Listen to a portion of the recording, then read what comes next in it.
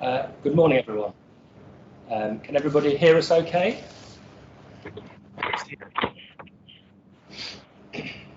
So, thank you very much for joining us today. My name's Paul Bourgeois from Anglia Ruskin University. I'm going to introduce people that you see in front of you here in a minute. I think everybody that's joining should be here, but if there's a few late entrants, then they'll be admitted as they start, and I'll do a little bit of housekeeping in a minute. But first of all, we'll go my left to right. We've got Nigel from Munton's Malt Company, who's going to be one of our case study presenters. We have Cheryl here from Cambridgeshire County Council, who's going to be helping with one of the other case studies we're showcasing today.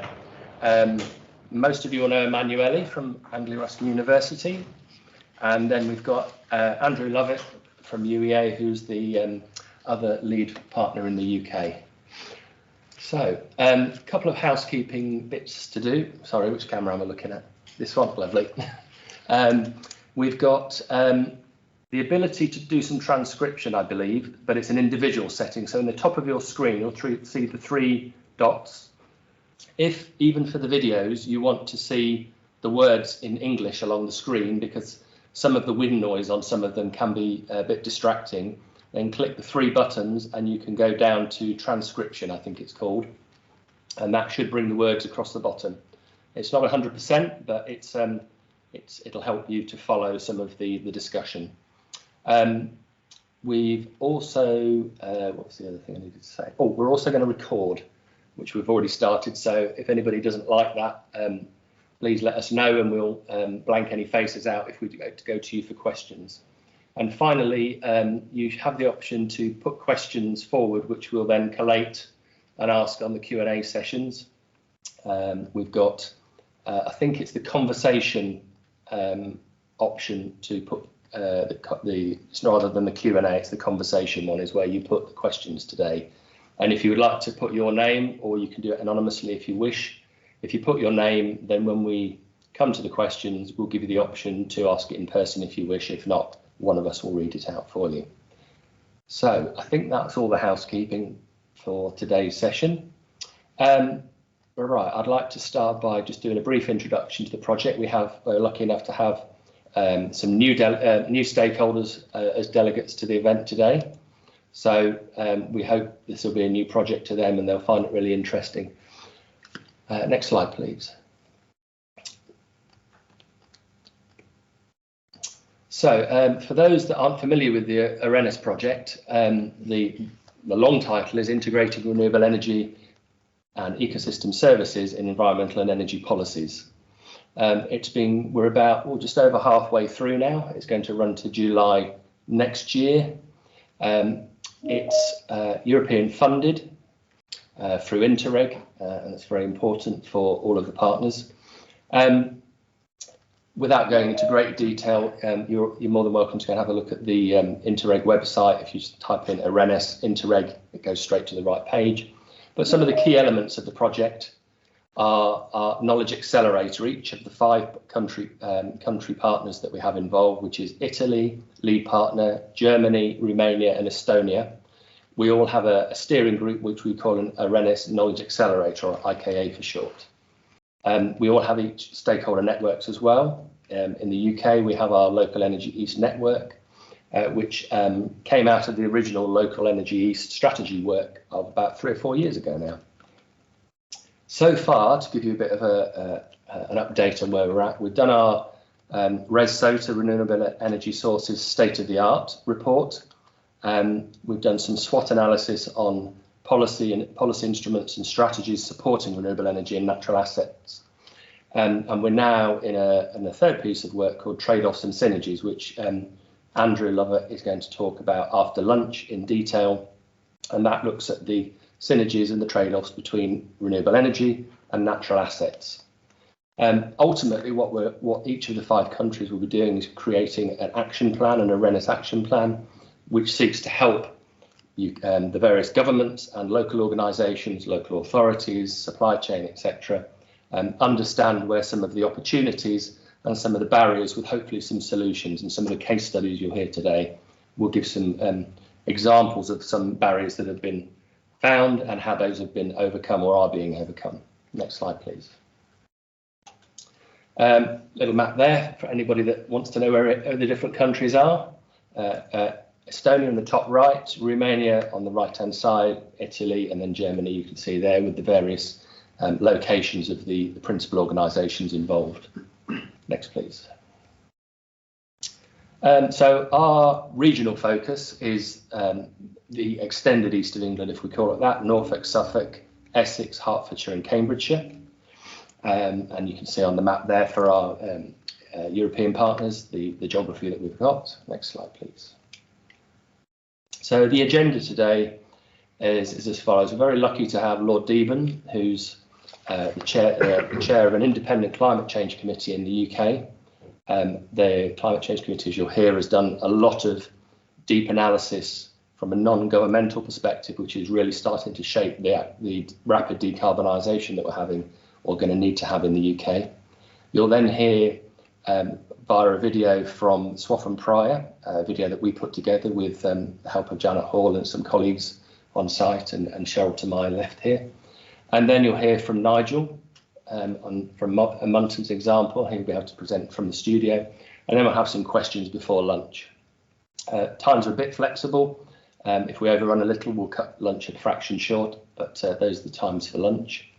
And then after lunch, we'll hear from Andrew to go in some detail about the energy data analysis and some really interesting correlations that we've been able to establish and mapping at quite a detailed level. And then we'll wrap up really with the peer review using and working with our partners in the 4 other countries to look at those case studies and our data analysis and to critique it and to look at ways we can build that into an action plan.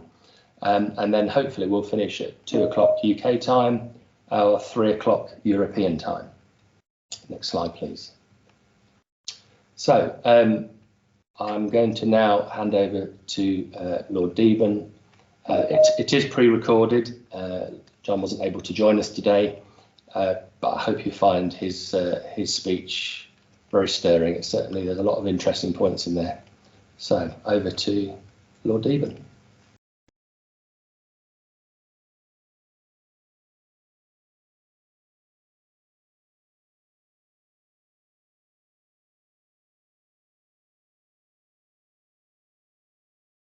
Well, it's a very good opportunity to talk today, and I thought I might start by just saying a little bit about the Climate Change Committee, which I chair.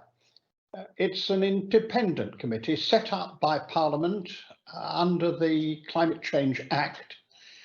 And so I'm chosen not by the Prime Minister, but by the Minister responsible for climate change and the First Minister of Scotland and the First Minister of Wales and the First Minister of the North of Ireland. So that means it's usually 4 different political parties.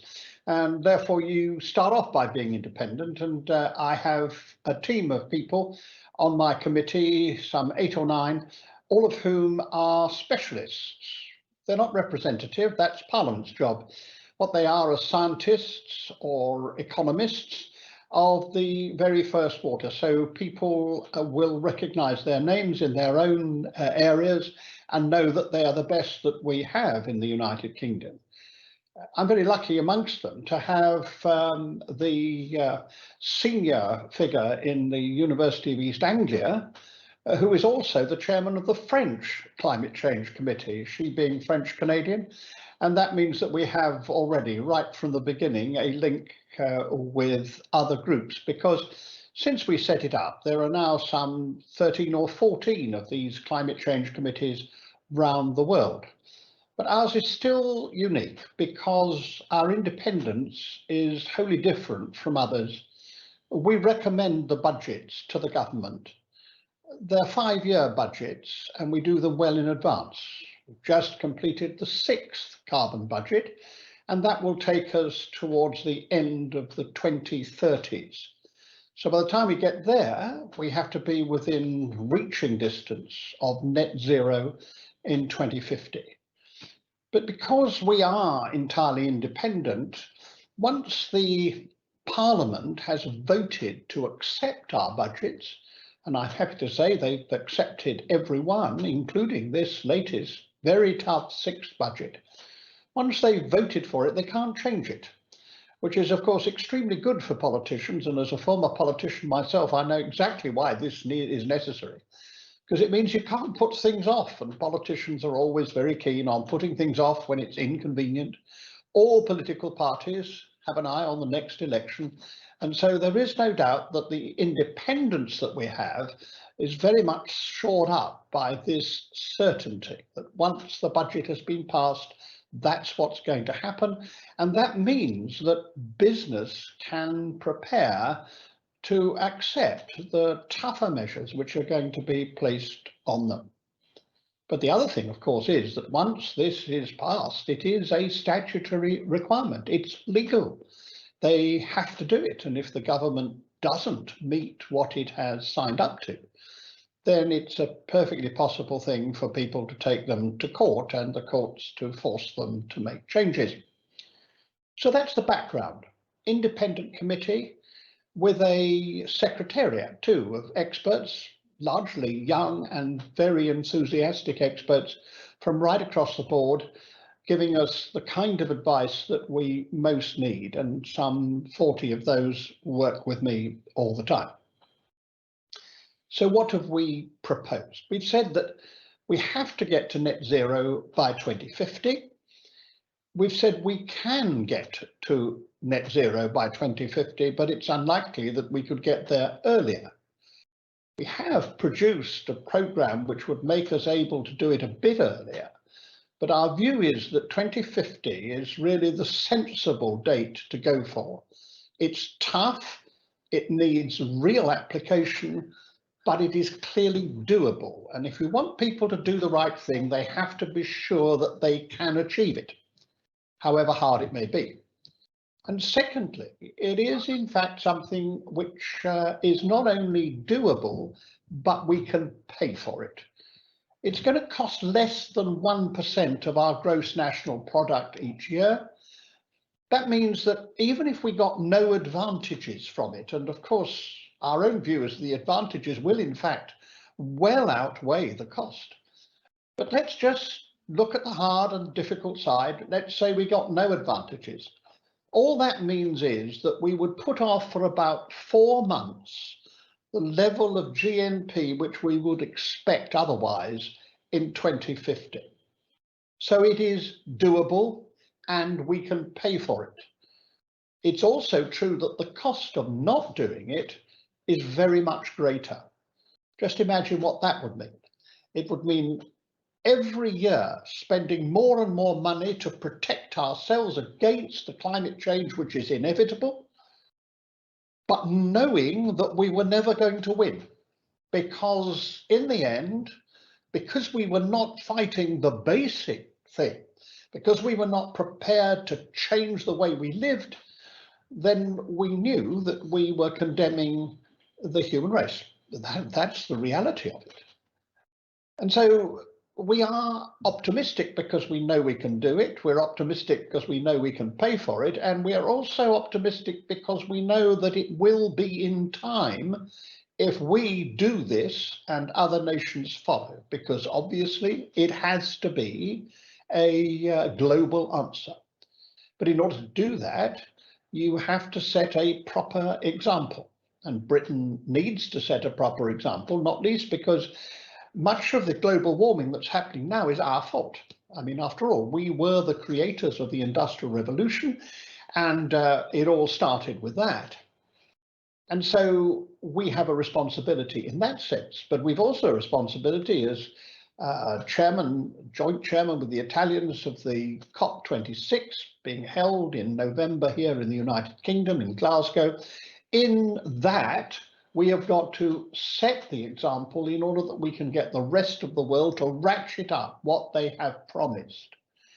And so we are pleased that the Prime Minister, Boris Johnson, has accepted our recommendations, not only for the improvements in reduction of emissions by 67% by the date of 2030, but also an even tougher thing for 2035. So we are now committed legally to a target which is better perhaps than anyone else in the world, but it has had a real effect because people recognize that we are serious. And now it is true that almost all the industrialized nations have now signed up to net zero. All but China have signed up to net zero by 2050. And of course, it's also true that the groundbreaking Paris Agreement means that for the first time in this world, every nation on Earth, more than the members of the United Nations, have signed up to fight global warming. It's also true, of course, that some political changes have been extremely helpful. The arrival of Joe Biden in the United States has meant that the Americans have rejoined the world instead of acting as a kind of sideshow themselves. And they have done it with a vengeance. They are determined to take the sort of lead we would expect from them. It's also true, of course, that the facts are becoming more and more obvious. When I started in this, which is a long time ago, it was in Mrs. Thatcher's government when I was Deputy Minister of Agriculture, when the only two people in our government that believed in climate change was me and the Prime Minister. Quite useful that the Prime Minister believed in it, as a matter of fact, when I wanted to do some things which were really very difficult. But the truth is that back then, who would have thought we'd have got as far as we've got now? So I'm also optimistic because I really do believe that we have moved farther and faster than many of us ever thought possible, even 10 years ago. So let's recognize that we can do it, we can pay for it, and if we really get behind it, we can achieve it. But that does mean some very tough decisions now. And the first of those is to get more people on board at a speed and a commitment which will mean that we really do reach net zero as a world, and that we really can keep global warming as near to 1.5 degrees as is possible. That will be difficult to accept. Don't let's kid ourselves, that's not going to be a world that's easy. Somebody said the other day, I think brilliantly, that if we do the very best we can, we will still have a climate entirely different from the climate in which everything that mankind has ever achieved before has had to contend with. Just think of that, uniqueness, a uniqueness it would be better not to have. And behind all that, it's not just a question of people ratcheting up their promises and actually delivering on them. It's also a question of recognizing that there are some very, very difficult subjects to deal with.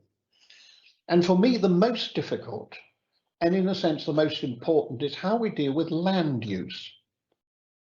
I think if one wants to understand about climate change, the very best document to read is rather a surprising one. It's the Pope's encyclical Laudato Si, which was produced 6 years ago now.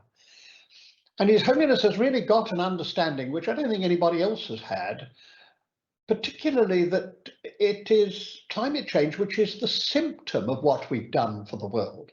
It's the world crying out with a disease. And that in dealing with climate change, we've really got to go back to what is the cause of that disease.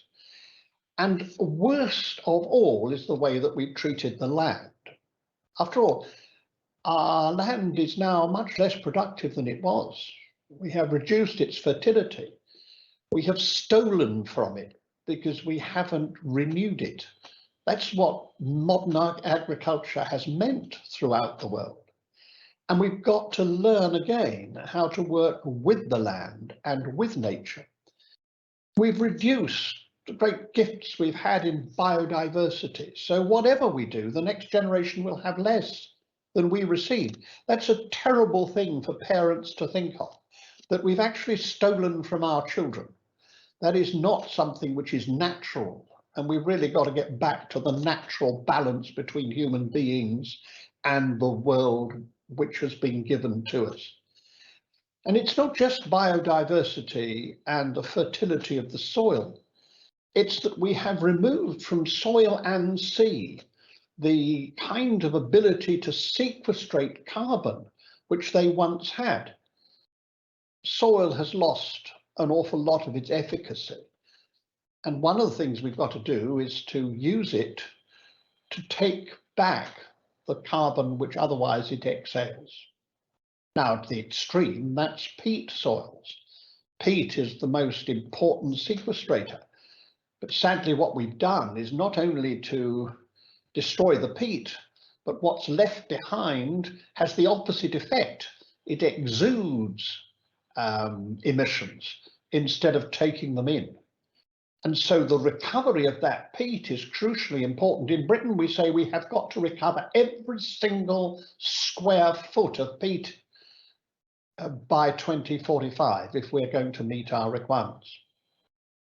And that's also true about so much of the rest of land. We've really got to have more trees, the right sort of trees in the right places. We've also got to make sure that the way in which we use our agriculture is much more effective. Monoculture is not the answer. Mixed farming is the answer. And I say to those who want to be vegans, that really isn't the answer either, because we need to have the mix. But we do need also not to overgraze, and we do need pasture-fed meat. And frankly, we have to eat less of it. The reason we have to do that is that we ought to eat less of almost everything in the rich countries. It's a real problem. But we ought to eat less meat and better meat. And we have to know more about our meat, where it comes from and what the carbon footprint is. You know, if you buy beef, it can have a very wide range of carbon footprints. It happens to be true that we're very fortunate in the United Kingdom. We have one of the lowest carbon footprints of meat production in the world. But that still means that we've got to reduce our eating of meat by 20% or more over the next 30 years. So it's going to be a tough time, but we've got to find the answers because we have no alternative. And I want to end with that, really. Climate change is really the symbol of mankind losing control. We thought we were in control, but unfortunately we became rapists rather than people who were properly stewards of what we had received. And what we've done is to seize what was not ours. We have not thought about the future. We have lived in a way which is damaging and wasteful. And very often we've celebrated that and suggested that that's really good for us. Actually, if we want jobs in the future, if we want our children and grandchildren to grow up in a world which is as exciting as the one that we have, then we have to make this change. And for me, this is the best part of it all. I'm so pleased I've lived long enough to be at this time, because this is a moment in which humankind is being challenged at its very root. We know what we've got wrong. We know how to put it right, and we know it will be disastrous if we don't. So it is up to us, human beings, to show what we're really made of. And that's why this is so important a year, in so important a decade. It's in our hands, and we will either win or allow this world to disappear as we know it, not only for us, but for the plants and the animals and all that creation is. I think we know what we have to do, and I believe that we will achieve it.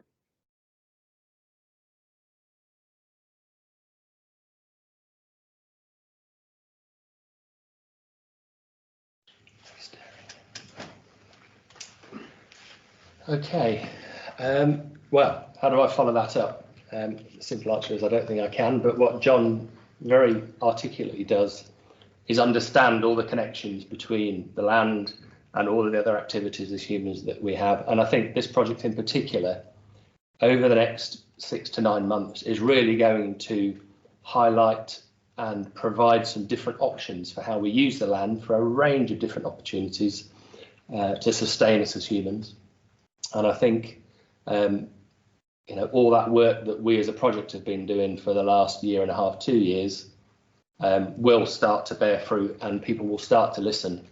We're lucky enough within our IKA to have officers from different government departments, and I genuinely believe the sorts of things and the case studies we're going to talk about today as well will give them some real examples. So without further ado, what I'd like to do now is first of all thank Janet Hall, who I know is on this this call, and Mike and Helen and Miles, who spent a lot of time with me at the beginning of September creating the video, and thanks to Cheryl as well, this is one of her projects. So the next video you're going to show, the only caveat that I'll put with it is that it was a windy day and weirdly there was a lot of traffic around. So we didn't have the best sound quality, so please use the 3-button caption at the top, and hopefully if you can't quite hear it, that will capture it and put it on screen. So the Swaffham Prior Community Heat Project.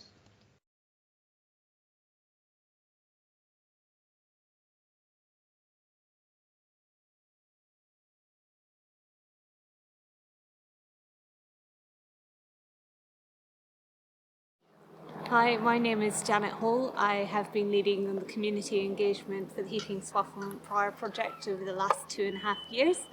Swaffham Prior village is a small village of about 300 homes, 800 residents, and it's located 8 miles east of Cambridge. It sits just between Newmarket, which is market town, and Cambridge. So it's got a very varied population, the village has a school, a pub, and it's very typical of the area. The Heating Swaffham Prior project started when a couple of residents, Emma Fletcher and Mike Parker, got together and basically dreamed up a project that would future-proof the village, take it off oil and address fuel poverty. So the project has been in development for 3 to 4 years now. In that time we have received funding from HNIP and HNDEU, which are 2 funds that the UK government supplied to support renewable heat network development in the UK. We also received funding from RAP, which was an early feasibility study that basically enabled this project to get off the ground in the first place. The project has been backed by Cambridgeshire County Council.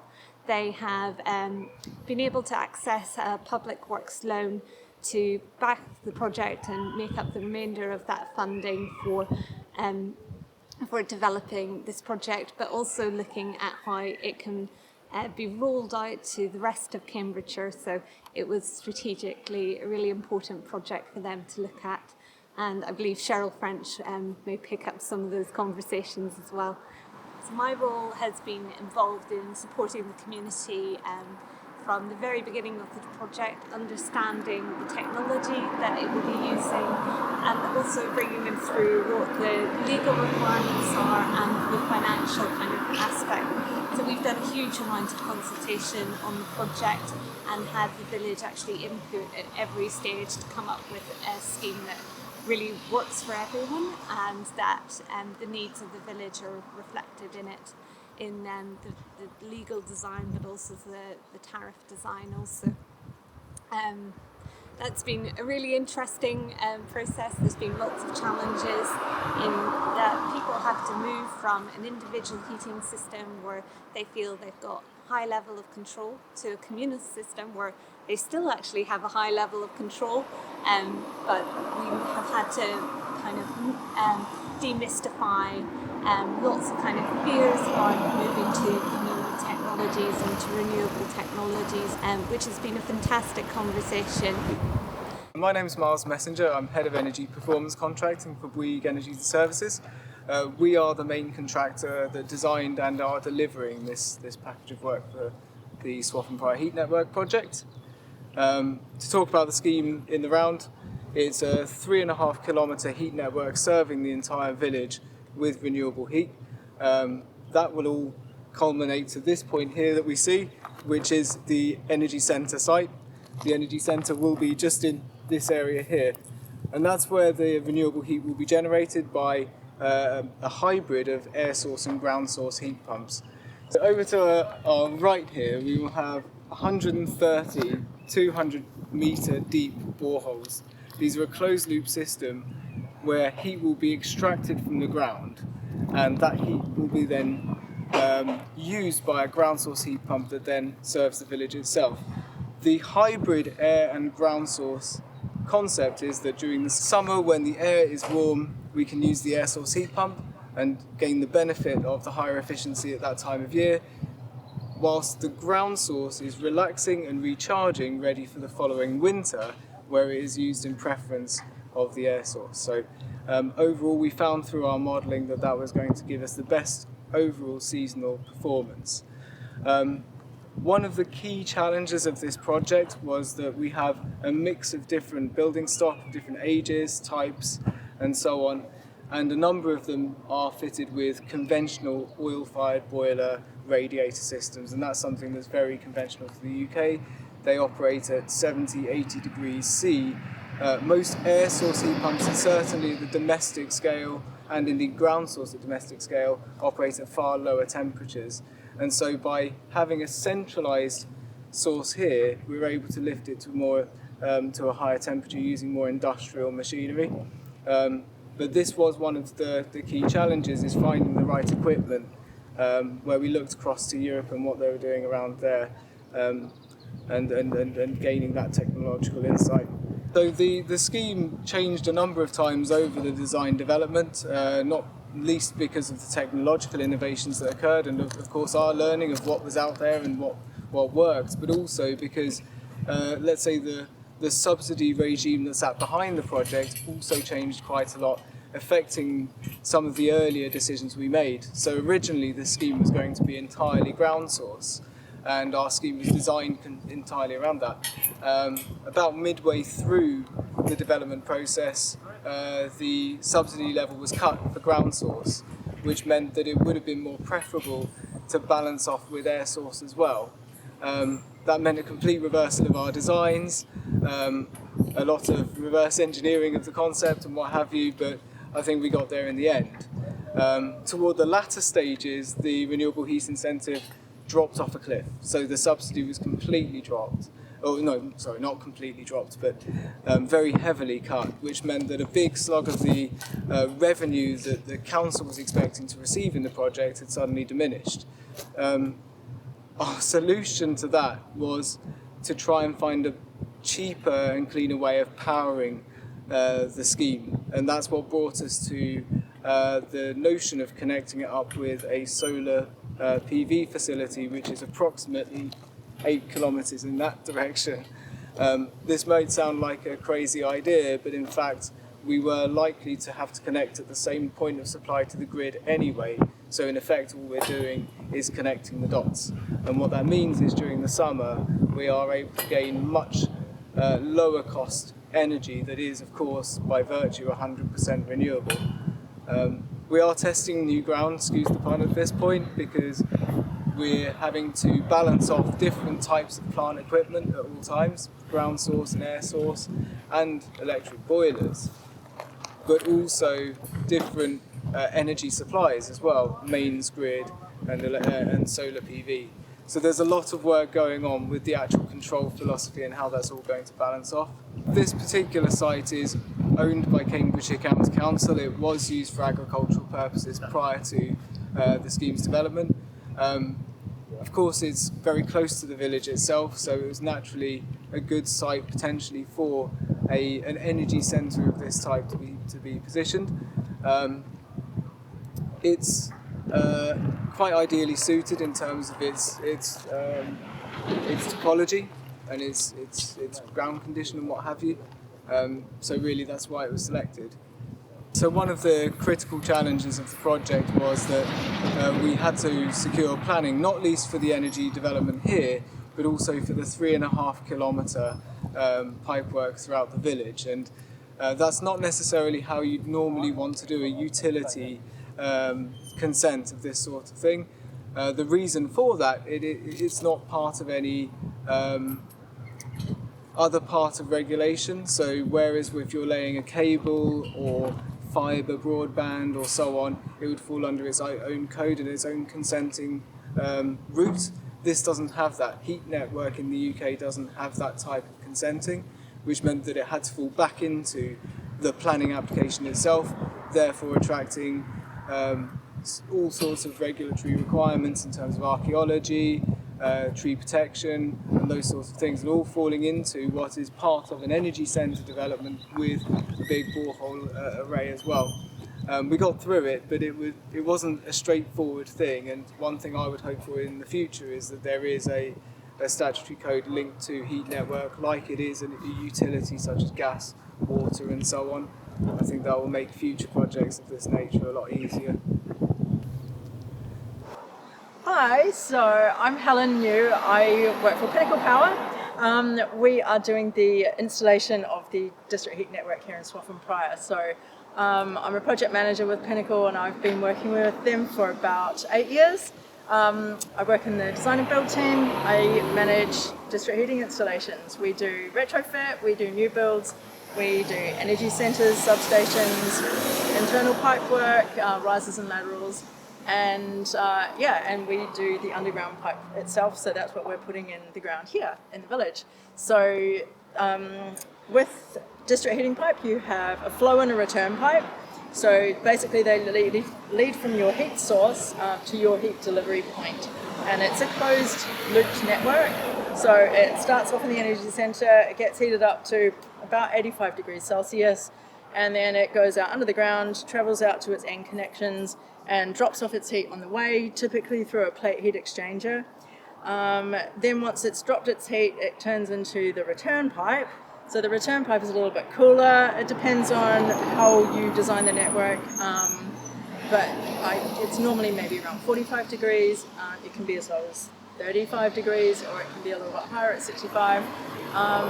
So that cooler pipe is your return. So it makes its way back to the energy centre, gets heated up again, and starts its cycle. So what we're installing is the massive network of pipes that will take the heat from the ground source heat pump energy field in Heathrow, and it's going to make its way all the way up over Cage Hill and then distribute out into the village. And one of the challenges we've had with this project has been we don't know exactly when all of the end customers are going to be connecting, or even if they will connect, but we have to give the allowance for everybody to connect. So that's had additional challenges. What we're doing is we're leaving termination points under the ground. So where our mains pipe of the network comes out, we've got a little flow and a little return pipe, and they come out on a T and they terminate in the public land, so in the pavement just outside of those properties. And they get capped off and sealed and buried, and then when that property wants to come and connect next year or in 5 years, they go to the coordinate locations of the pipes, they dig it up, and then they connect on the pipes that will take that heat into their house. So it's a pretty cool solution actually to otherwise a pretty difficult situation. But yeah, it's going to work really well. We're using pre-insulated plastic pipe and pre-insulated steel pipe here. So glorious pipe you can see behind me. This is all of our plastic pipe. As you can see, it's pretty flexible. Comes in different sizes. Also, there's two different types of pipe that we use. So you get, it's called Uno pipe, where you have a single carrier pipe inside a pre-insulated pipe. So most of the pipe I have over there is Uno, but we also have Duo, and that's where you have two carrier pipes within the external casing. So that means you've got your flow and your return inside the same single outer casing, which means it's a lot quicker to install, there's less digging, it's less work, so it's a little bit quicker and easier. So normally when you get smaller sizes of pipes, so when we get down to maybe the 25mm pipes, you'll get those two little carriers in the single pipe for the Duo. So that's quite cool. We have steel pipe coming up Heath Road. Typically for your larger diameter pipe you want steel. It's it's a better quality pipe. Plastic doesn't really go up to the larger diameters so well. So we've got flow and return pipes coming up Heath Road, and then there's special connectors that will change that from a steel connection point to connect into the plastic pipe work, where it will distribute out to some of the other, like Mill Hill and up Rogers Road and whatnot. So we do have a mix of the plastic and the steel on this job. We are working with a very competent contractor that we have been working with for many years. They are going to be doing all of the civils works as well as the mechanical work. So that means it's a little bit easier. You don't have to wrangle two different contractors being in the same space at the same time. So basically they come along, dig up the road. We're typically digging to about 800 mil deep, maybe up to a metre. They put a sand bed down, they lay the pipe, all the pipes, put some more sand over it, put some warning tape, compacted type 1 back up to the surface, and then the tarmac layer, and then it's all open again. So we're working in 50-metre sections more or less, so we're just kind of inching ourselves along these main roads. So digging it up, laying the pipe, kind of backfilling it, moving along a little bit, and then tarmacking a big section and then moving along. So we're going to have 3 teams working eventually. We're going to have a steel team and we're going to have 2 plastic. So we are working in a conservation area. Swaffham Pyre has a pretty cool history. It's got a lot of listed buildings, especially along the high street. So obviously that presents a few challenges with regard to the design of the network and the final installation as well of the connections into people's properties. So yeah, we're having to make the trenches a lot smaller than we normally would, and we're just working a lot more carefully to make sure that obviously we're not creating any damage here. A lot of residents have concerns about the fragility of their buildings. A lot of them, these listed buildings don't really have adequate foundations. They're really concerned about vibration. So we're looking at alternative installation methods that are going to reduce the vibrations upon the properties to make sure we're not causing damage. We do really extensive precondition surveys on all of these properties as well. So we're recording everything, like all of their states at the moment, so we will know if we have caused any damage. Mike Barker, I'm Director of the Community Land Trust for Swaffham Prior, so one of the instigators for the Heating Swaffham Prior scheme. I'm also an ecologist by professional training, so I am providing a little bit of input on the ecological elements for the scheme. And one of the things I'm very interested in is the borehole field, which we're going to convert to permanent pasture. It's going to be a species-rich, flower-rich meadow, which will be really good for biodiversity, a lot of bees and butterflies. And where we've got some of the subsoil and material coming out of the boreholes, we're going to be producing some bee banks, some low mounds, which will encourage solitary bees and wasps to drill in and nest in that as a micro habitat. So lots to look forward to over the next year or so. So this is the Swaffham Prior Energy Centre borehole field behind me. At the moment it's arable field, which is set aside at the moment. It's had a crop of sainfoin, which is green manure, and as part of the scheme it will be developed for the borehole field, so 200 odd boreholes going in, and once the infrastructure is in the ground, the land use will change from arable to permanent pasture. And not only that, it will be sown as a species-rich meadow, so there will be a lot of biodiversity gain from that point of view. And because it's a permanent pasture, it will also start to accumulate carbon in the soil through that permanent land use change. So there's some real natural capital benefits here in terms of the spin-off from the scheme. We're looking to maximise those. So the biodiversity gains here tie in really neatly with another project in the village around rewilding. We're looking at rewilding across the whole of this parish, but also in cooperation with Reach, which is the parish to one side and Swaffham Bullbeck to the other side. We're looking at joining up our rewilding opportunity areas to make sure that there's real connectivity, and looking at the fen edge elements, looking out to the designated sites out on the Wicken Fen vision area, and also to the north Devil's Dyke, which is also a really internationally important grassland site in its own right, and looking at connecting those.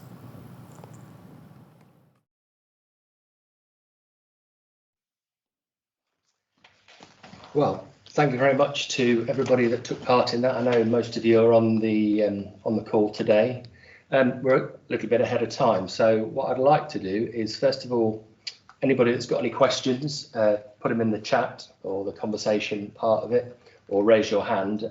While you're thinking about any questions, if you want to keep them till the end at the peer review, you're welcome to do that. If you've got any quick questions about what you've heard about that particular project, then Cheryl from Cambridgeshire County Council, who's mentioned in the film, has got a lot of knowledge about this. And I was going to, while we're seeing if there's any other questions, going to give Cheryl the opportunity just to say a few words, provide a bit more information on the project itself.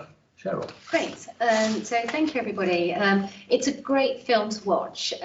Seeing the people on that screen telling the story that's been developed over the last 4 years. So I was approached by Emma and Mike back in 2017 with their idea, and County Council, so Cambridgeshire County Council, had just produced an energy strategy. And in it, it basically said we would use our land assets to support community energy. And Mike and Emma saw this and approached us and said, would you help this village, which is a rural oil-based village, come off oil and onto renewables? So the role of the County Council has been to try to access money, grants from government, align the different funding streams, and there's a lot of complexity in that. It's used our powers to convene experts, to support the community, to come up with a scheme. And eventually it's also been the funder of the scheme. And so our procurements have brought Bouygues on board, who have brought Pinnacle on board.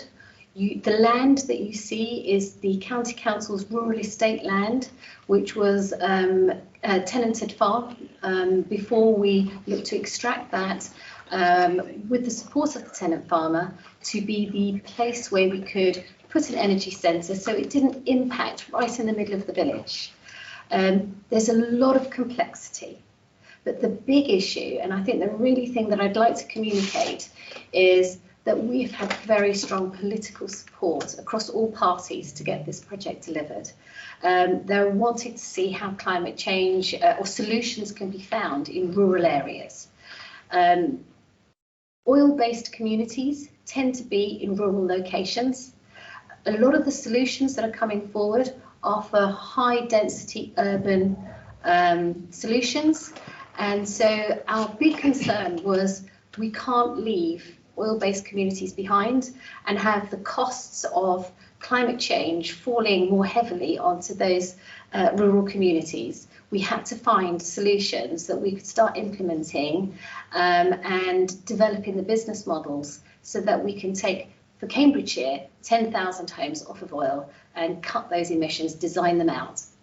And so the strategic value of the project is not just for the Swaffham Prior residents, and I hope that people will engage very strongly, but it's how we can use that information and support for policy as we move forward.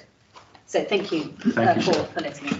Yeah, and I think what's also interesting, and Cheryl referred to 2017, wasn't it? Yes, 2017. So in 4 years, how things have changed globally and locally in terms of the need to rapidly decarbonise. And I think even then there was interest from other villages. I know Cheryl had been engaged with, I think Janet, who you saw at the beginning of the video, is engaged with a lot of other parishes within Cambridgeshire as a county. And interestingly, another event that we did a while back, I had somebody from the southwest in Cornwall, which is the furthest southwesterly county we've got in the UK, asking also about other things that these projects and related projects can do in their area. So I think public awareness and grassroots organisational awareness is now higher than it's probably ever been. So it's going to be really interesting to see, the replicability of this particular project going forward. Once things start to, people start to experience it, hopefully they'll become the champions, and this becomes a solution that can be rolled out with greater economies of scale, one would have assumed. And that's key, Paul, is the economies of scale. As a pathfinder, this won't be the cheapest because as Miles said, there's we had to redesign to work into the finance incentives. The way you align the funding regimes at the moment is not easy, which is why people don't do it. Yeah. But once we can get alignment and the funding worked through, we can drive down costs, and then you can get replicability. But you've got to show the art of the possible. Absolutely. And that's where we're at. Yeah, and I think a lot of people are not familiar with ground source, certainly, and more people air source, but they don't know what it is, how it fits in. And I think some of this will be a learning curve. And again, then the hope is it becomes more mass market. Yes. So. And I think within that, there's also, there's a big ask of the village. So like with every village, you've got what I call the pioneers, the Emmas and the Mikes coming forward. Actually, the young people are very enthusiastic, but it covers all age groups. We have, older people also very interested, but we also have people who are concerned about that issue of perceived letting go. Mm. They've only ever known oil. And so we see that this is a programme which will build over time in terms of more and more people coming on stream. We'll have an initial cohort of hopefully about 160 homes, and over a 5-year period building up to the village. Yeah, brilliant. I have a question for Sharon, if I'm part of the audience. I can ask questions. Linking somehow the story to the intervention of Lord Dibble. When we were speaking about the budgets, the capital budget, yes. I said a critical element is that what is the savings? But we are not even considering is that what would be the counterfactual? So what are the costs that we are not going to face? We're not even calculating the benefits that we receive from avoiding those costs that are quite obvious because of the flooding and all the problems of that climate change. So from the movie, there were two things that were interesting from the second part, from the specific Saffron project, was that first of all, that it seems that the council and you played a key role in solving a problem that emerged with the funding being cut. So let's say these stories are marred by this issue. Funding got cut, and somehow you stepped in and you found a solution moving into cheaper financing, so finding a way of loans to let the project continue. So I was just wondering, going to the question, how much in arguing in finding a cheaper loan, which is a key difficult role, could you play also the factor that what would be the cost avoided? Because clearly when you look for loans, you do need to see what the benefits are going to be, what the costs are, but very often those costs are not really taken into consideration. So I was just wondering whether, when you did find a solution of solving the loans finding problem, whether you did manage to exploit both these avoided cost elements and also the enormous information and learning value that you were saying. Because of course we all know that this project is going to be much costlier than when we all know whenever we have to replace a boiler at home and we try to investigate, they always say, I've just waited on 5 years because now it is too expensive. Then when there will be scale economies, the ground source systems will become much cheaper. But then if everybody waits, there'll never be the scale economy. Yeah. So clearly there is a key role for public policy here to step in to say, now it is not convenient. This is why the public policy has a role to make it convenient in the future. So I was just wondering how these two arguments, whether you play them with when looking for funds or whether they are still outside the language of the funding world. Okay, there's a lot wrapped up in what you've just said. Okay, so I think the first issue is to say that trying to access funds to undertake the development of the project is the first stumbling block that communities find and face. Mm-hmm. And so this project, we managed to access government funding, and this was the sort of probably the key project which was looking at alternatives to just putting air source heat pumps individually into every single home, which is the government policy position. Mm-hmm. So by saying, well, actually, we think there could be a carbon benefit, and we actually think there could be an overall longer financial benefit to the community, will you support this process? So we got funding up front to manage the development process, right? When it came to get income streams for the project, so the income stream will pay off the debt, So you're reliant on obviously the number of homes that are going to sign up. And for us at the moment, there is the renewable heat incentive is paid as a mechanism to recognise the early stage of your project. Now, the issue that Miles raised was that government obviously wants to step down its finance incentives over time as the supply, the market supply, builds, so that you effectively get that point where incentives aren't required anymore, a bit like the solar market. We're not there on this type of issue. And so at that point, that was when it was very clear that the project would have a challenge financially, and we needed to go and get grant for the heat network, because an oil-based village does not have infrastructure that can be used. So you haven't got gas infrastructure. So that investment has gone into other villages. There's a whole question of why it hasn't gone into these villages, but that's a different issue. And so you had what I call an infrastructure deficit. So we had to go and ask government to support on that infrastructure deficit. And then we also had to find a solution of saying, right, where can you cut costs? And our solution was we were building a solar farm, and it was to supply directly electricity, which is one of your biggest ongoing costs for heat pumps. So what you've got is a private wire directly from a solar farm providing significant levels of the electricity, which has created a benefit into the project. And so overall, we obviously had to use Public Works Loan Board borrowing, so we've borrowed money for this project. And the way that that borrowing is going to be paid back is through the tariff, but we have committed that this tariff won't be any more than an oil price for the first 5 years, and will be pegged to the electricity price by year 10, because residents wanted that. And the other thing that we committed to was that you would not pay upfront for connecting into the scheme if you committed before we'd completed construction effectively, because the current process of finance incentives focuses on people who can pay. So if you want to put solar panels on your roof, you pay up front. For those people who can't pay, we didn't want to prejudice their ability to decarbonise. Now, that is a very big policy base or position statement that we put out. And those limited the envelope of finance that you could make work for this project. So I'm not sure if I've answered your question entirely, but I'm just saying I can go into more details. There is complexity there of how we've stacked up the finances. Thank you very much. And I think as part of this project, this case study is one of our principal case studies, and therefore for the duration of the IRENES project, we will follow it. Yep. And we will look at the different elements from a technical, a legislative, policy, as well as an end user. And I suppose my final point before we ask Nigel to talk about his case study for us is that the cost of oil is never going to come down.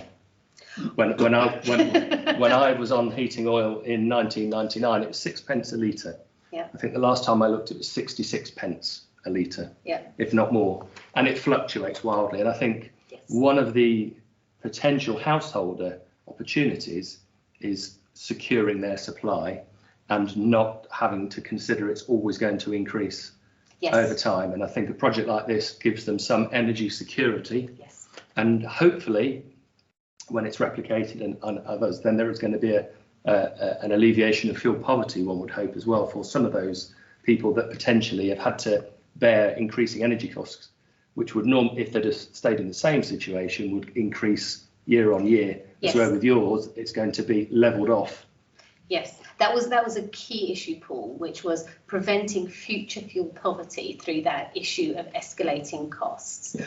COVID gave us a curveball in terms of oil prices, but those are coming back up. So we don't expect to have those curveballs like that again. But that issue of price certainty, I think, is really important for many people in our community. Yeah, brilliant. Thank you, Cheryl. So one last question on this certainty. So would you say that therefore, because of the source of the heat, there is no, in itself, so what the cost is the infrastructure, but there are no market issues around the source because the heat comes from the land. Yes, I and mean, so there is no you're right. shocks I mean, or external look shocks. at the gas shocks prices or, right now, you know, Yeah. So those are geopolitical challenges. Yeah. Having a source of heat underground right next to your village, I'm not sure how much more secure you can get, frankly. Plus, obviously, you've got your light and for your solar and your air. Those are more secure, in my view, and more pure than if you're having to import or even, you know, take a gas supply somewhere and do carbon capture and storage with it. You know, this is the purest form of energy for us to be able to capture. And as we know, I think from the electricity market, the main cost worrying part are the spikes. So prices can go up really, really significantly because of a temporary spike, while in the lack of supply. While in this case, I think there is much less variability from so you don't have a problem of variability of the source because which is a problem of other renewables. Yes. With wind and solar, you have lots of variability depending on external factors, but I would guess that.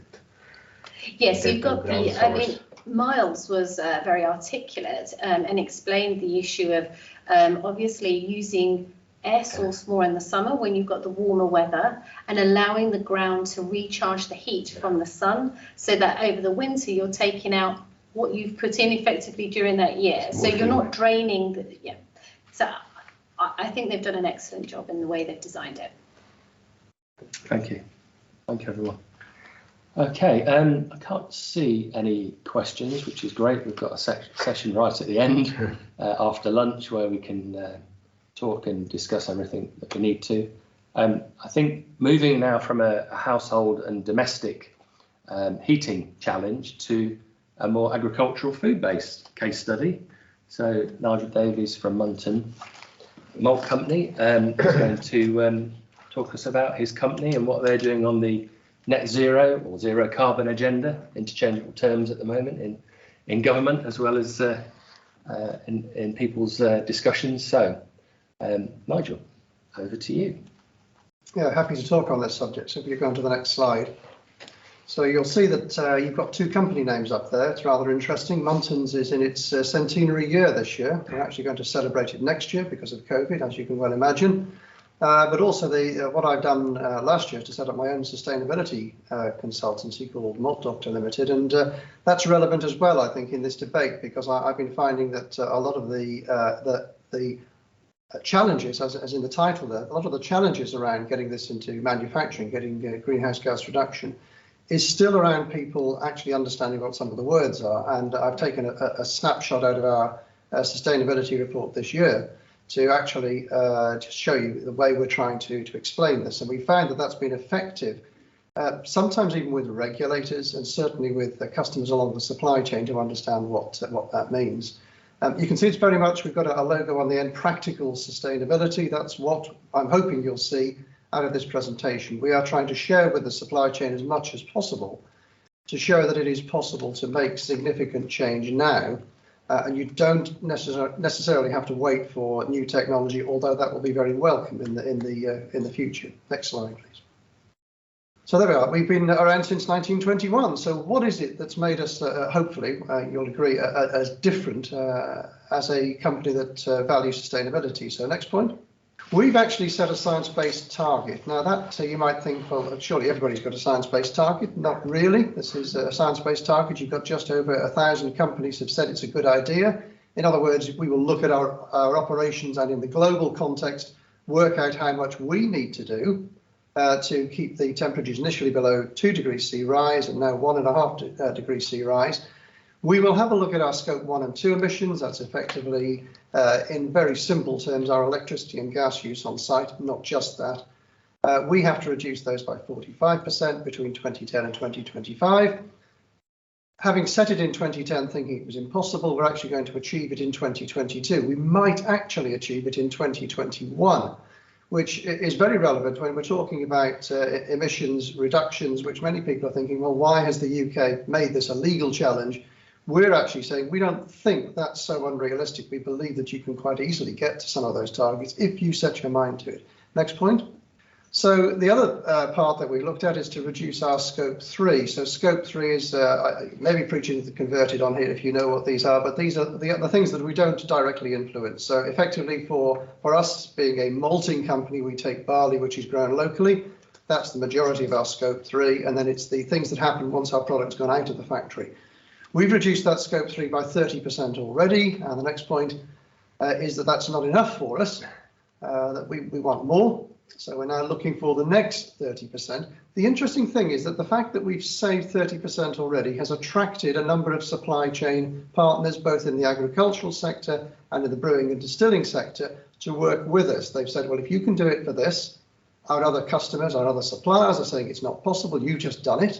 So if you have done it in this way, help us see where the next point comes from. This is, I suppose, the way I started with my consultancy as well, but for Muntons, I designed the world's first carbon calculator for malt in itself. There was nothing available back in 2006 to calculate the carbon footprint. That was very important because we didn't know who we needed to go and talk to in the supply chain to try and have the greatest influence, and it surprised us. So next point. And here's our strategy. So all of that has helped us to set a strategy to be carbon neutral by 2050. We actually believe that parts of our supply chain will be carbon negative, or climate positive is the new phrase I quite like.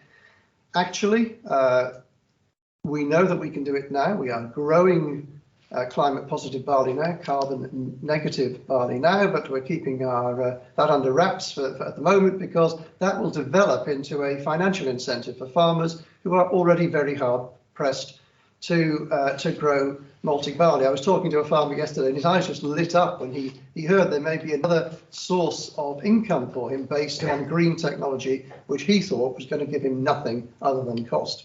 Next slide.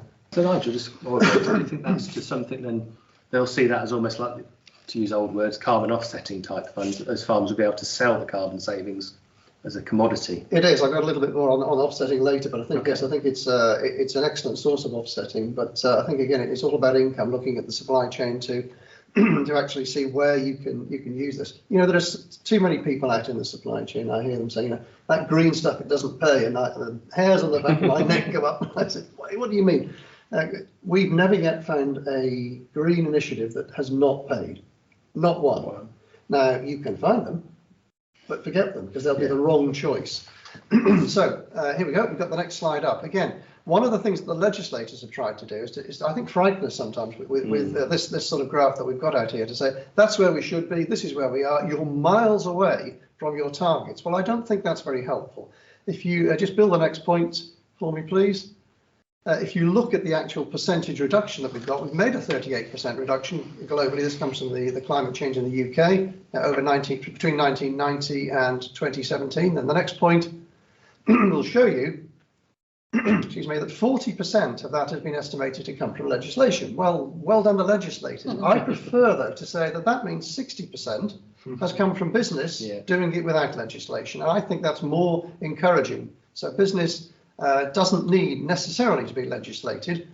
They need to be recognised and incentivised. And in the next point, if you look at it, the report which has come out, which is going to build, there's going to be a slide on there which is talking about the net zero report. Lots of options there for net zero. Immediately it came out, though, excuse me, what were people calling it? The not zero report. Really irritates me, because people are very keen to knock it.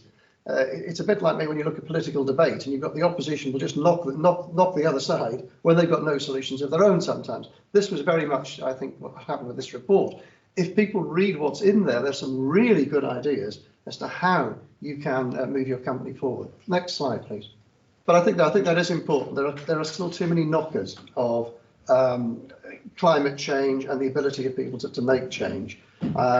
I see that frequently. Say, with my consultancy, Malt Doctor, I go into businesses and you've almost got a war between people on the shop floor. Sometimes you want to make these changes, and sometimes in the boardroom they think it's all about tree hugging. I'm saying, well, it might be part of it, but actually this is going to build your bottom line profit. You need to listen. Yeah. Well, then they sit up and they say, how?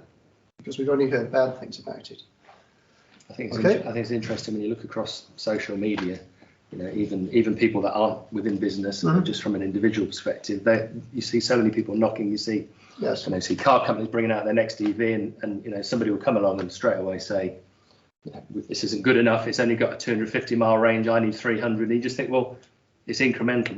We've got to get there somehow, and we're not going to get paradigm change that quickly. We've got to go through an electric vehicles, maybe only the stopgap for the next 20, 30 years before we get to hydrogen, perhaps. But we've got to go through an iteration, and I think businesses are better at making logical, financial based decisions than householders, for example. But at the same token, they still struggle, don't they? Yeah, I'd agree with you. I mean, I think it is too often that you wonder why, but people sort of try and find an excuse not to do it.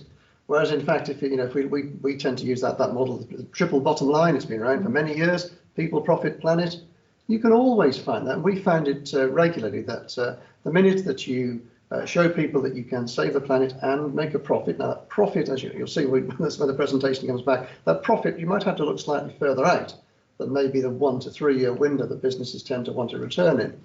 But you can make that profit, and that profit is then locked in for many, many years afterwards. As it being Munton's 100 years, we're looking to say, well, we want another 100 years, thank you very much.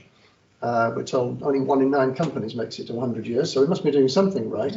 And if I look back through the history of the company, I think it probably hasn't called it sustainability, but perhaps it's been focused on things like energy reduction, water reduction, that sort of thing.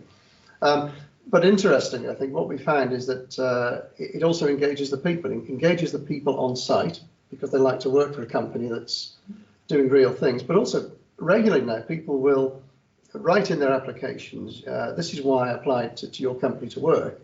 And sometimes you think, well, really, are they just saying that because they think they should say it? And you question them when they come to interview, and they know an awful lot. They've read the case studies. Are we there with the presentation? Right? If you just want to build that one, we can go through that. Okay, so legislation. Why do I think it struggles to drive effective change? I think it's very slow. Again, we've covered some of this, so I'll go through it reasonably quickly. The speed of implementation rarely matches the investment window. So a lot of the investment windows are now 3 to 6 years. It's very unclear. The rules change too frequently, right in the middle of investment cycles. So business will invest, and it will try and make a 3 or a 5 year plan. We've got a prime case at the moment with the transfer of the European emissions scheme onto the UK emissions scheme. I've got a meeting with the Environment Agency tomorrow to find out why they're suddenly changing the rules of engagement, which are supposed to move exactly, which for a company that's recognised as one of the most sustainable maltsters in the world by our customers could give us a £500,000 extra cost. Well, that's substantial. You can't just drop a £500,000. Well, you can if you're the regulator, but why? What does that say to other people that are trying to be sustainable if, as in their view, the most sustainable maltster, with all that they have done, potentially is going to have a huge hit on their bottom line? It isn't good. Legal barriers too. We've had some fantastically innovative projects out there. Things like the anaerobic digestion plant, which there's a case study on later, so I'll go through the details in a moment. We were trying to talk to the Environment Agency regulators. They put a notice in the national newspaper to say, we can't talk to you, we haven't got the resource, come back in 2 years. You'd think I was making it up, but you could go and check the papers. It took us 4 years. When we got there, they were really good, really helpful. It's not their fault. I would never try and knock the guys. We got the National Technical Advisor from the Environment Agency, who was one of the most exciting people I've actually spoken to. He wanted it to succeed, but he was having the ground cut out from underneath him by not being resourced, so he couldn't come out and help. Next point. And again, the motive, I was really disappointed to sit in the House of Lords many years back and to find out that the carbon reduction scheme had been brought in simply to balance the Treasury's balance sheet, because they were £1 billion short of the money that green taxation was supposed to have brought there. Now, I'm not making it up. It was Lord Reedsdale. He's told me, I can tell you who he was. He was the guy that set it up, and that's what it was about. That was really disappointing to me to find that out. Again, if it was more focused on genuine carbon savings, I realise there has to be financial incentive, but just be open about it. So, if that's what it's about, then we all know in business it's about money, but make it equitable. recognise that business is about money and that the legislators have to align and not be slow, unclear, or put legal barriers in place. Next slide, please.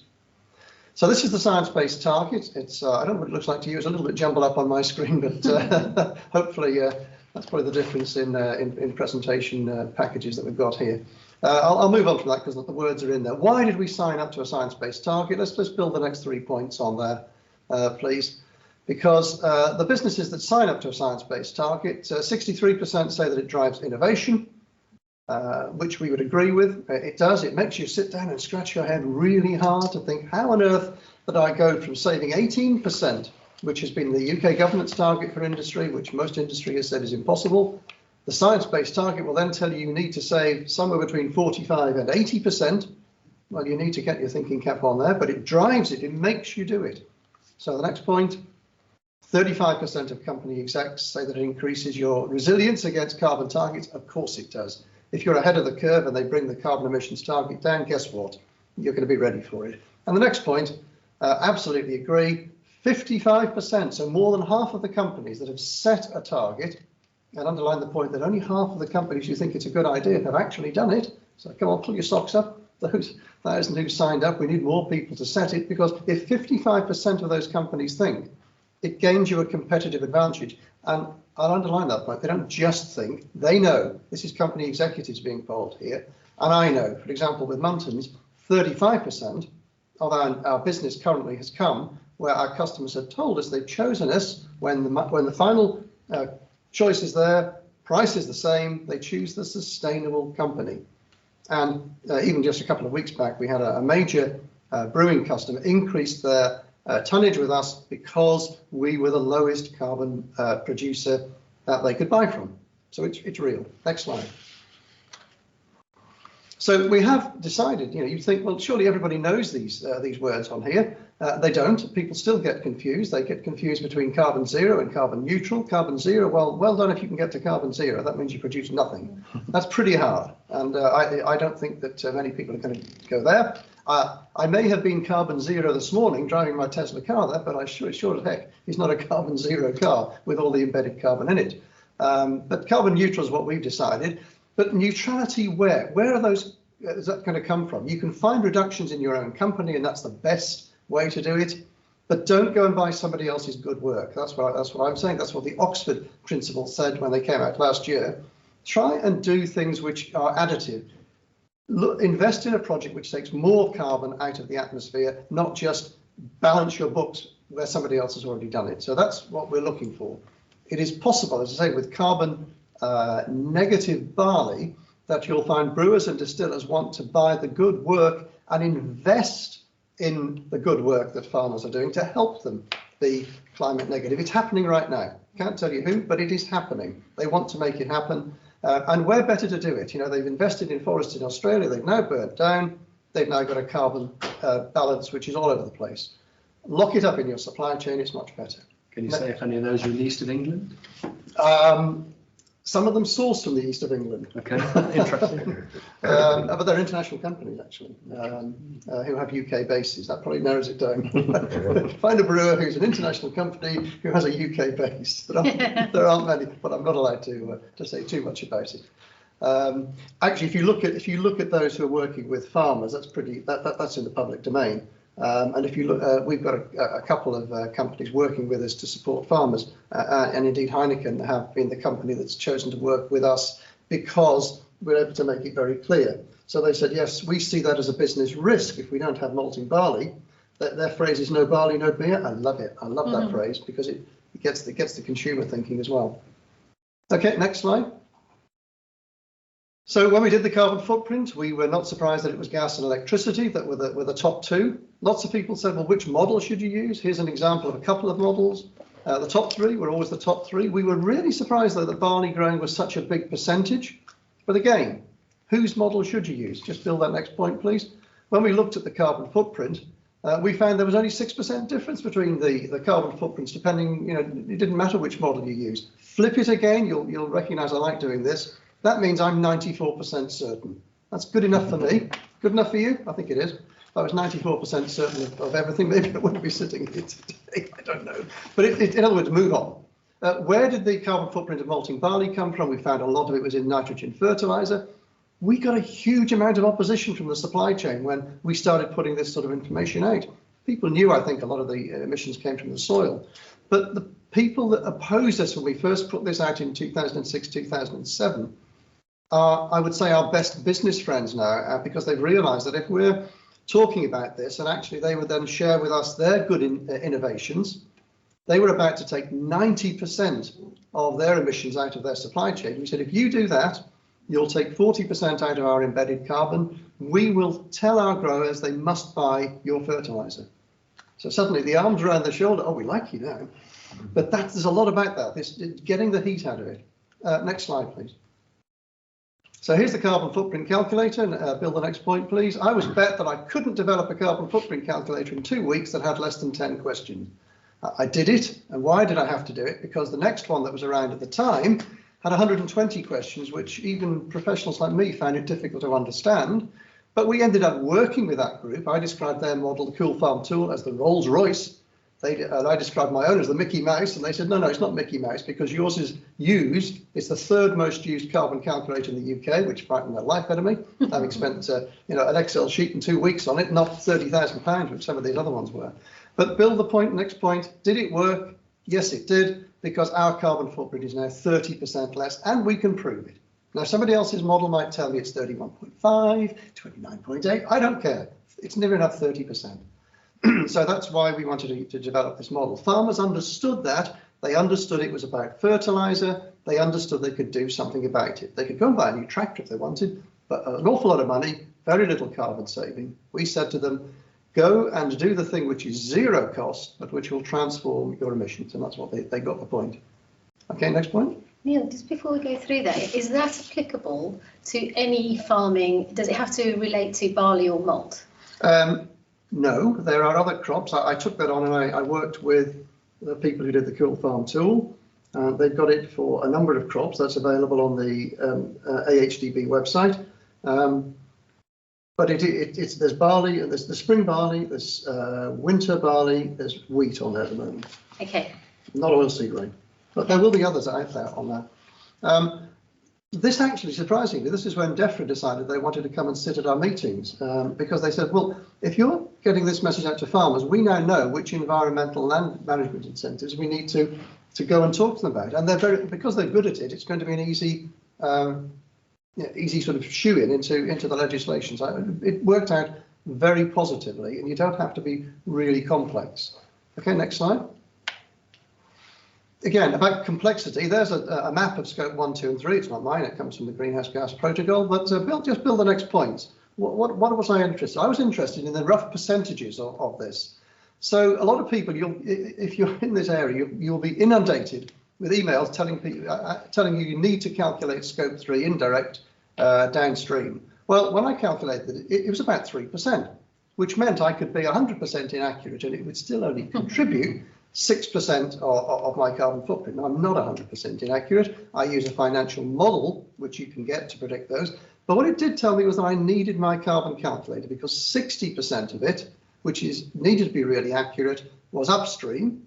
But the other point is scope 1, 34% I get off my invoice, so I'm 100% accurate on that. 6% was in scope 2, another invoice. So I'm 100% accurate on 40% of the data. I would say I'm 90% accurate on 60% of the data. That's good enough. Move on. Next slide. Okay, so these are our figures, just some facts and figures. We've done pretty well, we'd say. We've really, because of the initiatives, we've managed to really reduce scope 2 by 55% and overall by 29%. We can get quite clever if you build the next point. We know exactly where that is. We can put a map out there, and you'd be surprised how many companies still can't do this. How many people, when they talk about scope 3, it seems that people have only just woken up to it, but most people are going to, we've got just over 60%. A lot of companies will have 90% of their emissions in scope 3. But if you then build the next slide, please, look at how this analysis has helped us drop our carbon footprint. There are 3 things we've done. If you build the next one, it'll show you that point 1 was our anaerobic digester. We have waste, sugar, high sugar water from our brewing operations, because although we're a malting company, we make malt extract and we also brew. That's now generating, in fact, it's generating as of this week 16% of our site electricity. Next point. We then introduced wood chip biomass. This is wood chip that's available in the UK, not from Argentina. It just gets chopped up and left on the floor. It would emit the same CO2 that we emit when we burn it. So we're not adding to the burden, but it's 90% less heat. And wood chip biomass now down at our Stowmarket plant is going to enable us to hit our science-based target, because again, that's going to reduce our footprint, our emissions by 90%. Next slide. Green electricity. Well, we thought this would be something. I've just been dealing with just this week, or in fact last week, so wrote the report for Maltings in Brazil that thought they were going to. This was going to be wonderful. They were going to decarbonise by switching to green electricity. Let's just build this slide up and see what happens. We can build the next point and the next one. While I'm talking about that, you can do the other builds, please, at the end of the slide. Normally, it would seem like a no-brainer, because the carbon footprint for these various points here, go from nearly 0.5 kilograms of CO2 for normal electricity to 0.05 for green electricity. What's the problem behind that? Because the companies will tell you, yes, you can take green electricity from us, but yeah, you can keep building those and I'll keep talking, thank you. Yeah, they'll tell you that you can get a lot from hydro and all the rest of it. You can see the breakdown on there. But when I asked them, well, that hydro, where are you getting that hydro from? And they gave me a list of some of these hydroelectric plants. Some of those are older than me. I said, well, that's not what I call green electricity, because their carbon savings will have been captured before the savings were calculated that we need to make to go forward. So I'm not interested in that. How much have you put in the last 5 years? And they hadn't got much. I said, well, if you could allocate me new green electricity, I might be interested. So we junked that, but it got worse. Next slide. Yeah, keep going. Let's just build the points on that. So the climate change agreement was in there. We were being bound by that. We get a very good reduction in terms of that. If we hit our climate targets in there, in fact, it's energy use per tonne that we have to hit. It was very nice. But what happened if we switched to green electricity? Green electricity, first of all, requires the generator to have a levy exemption certificate. Next point. When they add that price onto the price of the green electricity, it becomes the same price, surprisingly, as the brown electricity. It gets worse. Next point. Because then, when you're using green electricity, there's no climate change exemption. So we lose the exemption. And in fact, it costs us more to then go for grid electricity, which in my mind isn't green in the first place. So absolute nightmare to do that. And when we looked at this, when we did this analysis, we said, therefore, we're going to generate our own. Okay, next point. So there we go. That was the increased price. Let's go to the next slide. So this is the first thing we put in. We said, if we're going to make our own electricity, let's see what else we can do as opposed to just making electricity. Only a 3% CO2 emission saving. It was a payback of 5 years. The board really wanted it to be 3, but it was a significant investment. But we only use the feed material is the waste material from the barley that we process in our maltings and in our malt extract factory. But in processing this into methane on site, we have 3,000 less tankers, 225,000 less road miles. Our target was to generate more than 10% of site electricity. We generate 16. So it's a great project, field to factory, so that the fertilizer that comes off the end of it now goes back to the people that grow the barley for us in the first place. But Bill, the next slide, please. We got some incentives here. We got the feed-in tariff initially for generating electricity from the combined heat and power plant. We were told that was the only incentive we could get. However, the feed-in tariff, we put the plant in 2013. We didn't get paid any money till the end of 2015, and I had to threaten legal action through Ofgem to get the money, because everybody seemed to not know how to pay the feed-in tariff. It was as if it was the first time that anyone had ever done it. So that's quite a disincentive when people hear those stories, and needs to be sorted out. Ultimately, surprisingly, a few years later, the Environment Agency guy, when he came around, and said, why aren't you getting a renewable heat incentive? Because you told us that we couldn't have it. We had to choose one or the other. He said, that's rubbish. I said, well, thank you very much. You're the National Technical Advisor. He said, I'll write you a letter to tell you can have it. But by the way, actually, if you want now to use your waste material as a fertilizer, you have to treat everything anaerobically. That wasn't written anywhere in the legislation. We'd had confusing messages from other officers that came around. Our local officer was banging her head against a brick wall saying, "This is a brilliant one. You just won the award for the best AD plant in the country, and you can't sell it as fertilizer. This is mad." However, we have now been able to get there. But that's the pain. You know, there's a bit more on that later. But next slide. So it was so good that nobody wanted to fund it. This was our other hurdle. Why was that? A third of plants don't work. A third of the plants just about work, and a third of the plants work as designed. Very, very important to get the person that is going to put your AD plant in to come and put a pilot plant on site, get them to fund it if they're that confident it will work. We did that. And then suddenly, after 5 years trying to get it funded, everybody was falling over themselves to fund it because they thought it was a wonderful project, and that's exactly what happened. So just keep building the slide, please. Many funders just didn't understand the technology, which is why they wanted to have 3 times the interest rates of other projects.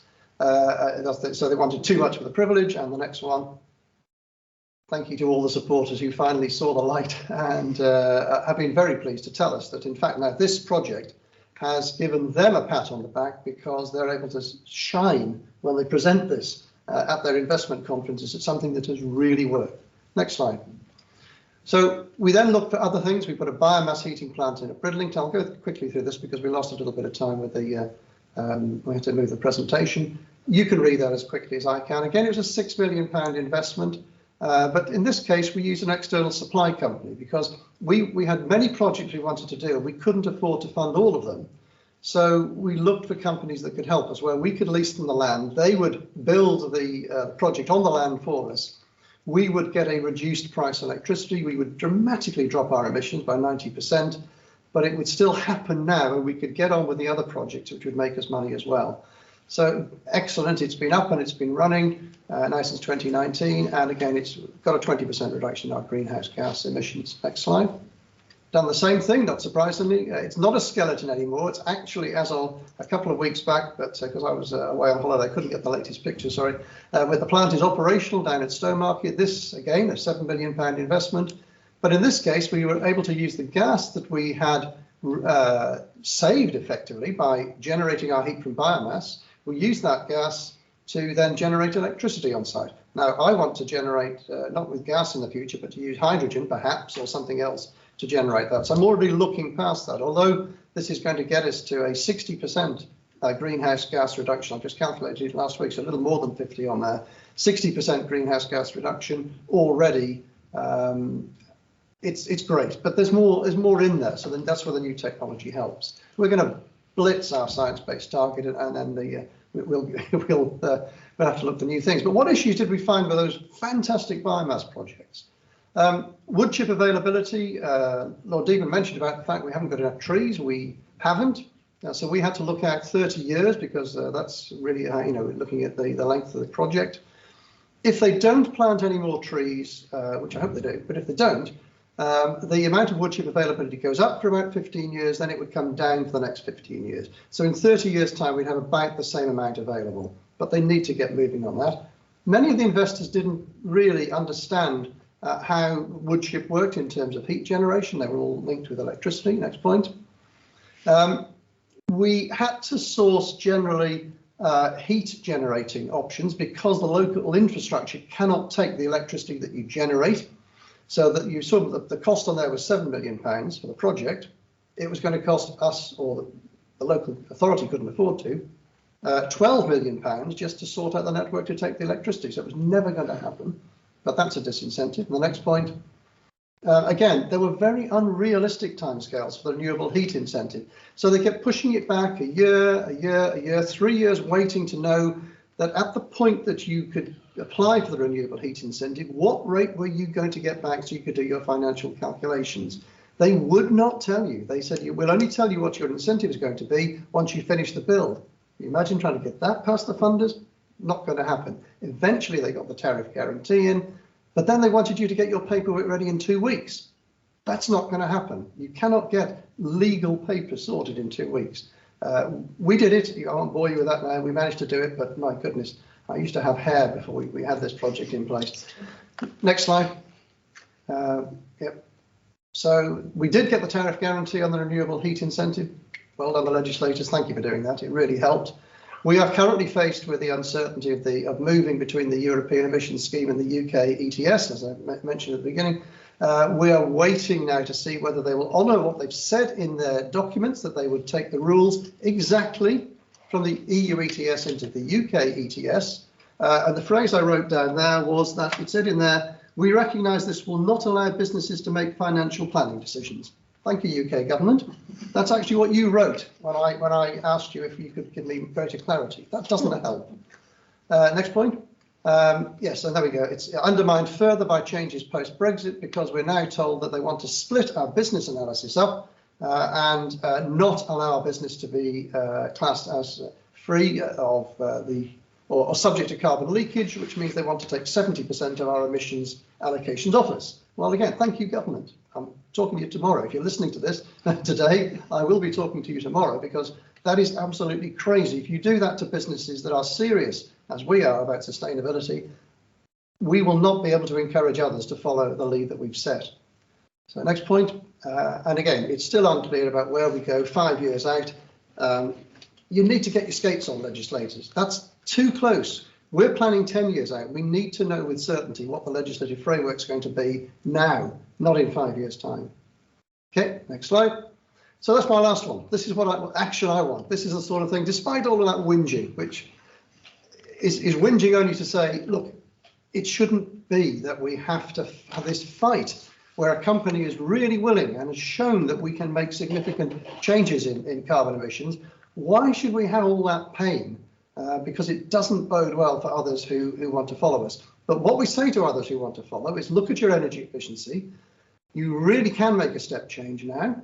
Look at your carbon efficiency by mapping your operations. Look what you can do right now. Set a science-based target, and don't just tick the box to say it's a good idea. Get on and set the target.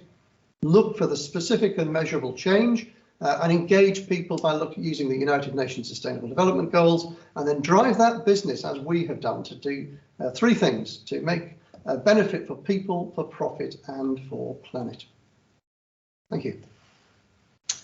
Thank you, Nigel. Wow.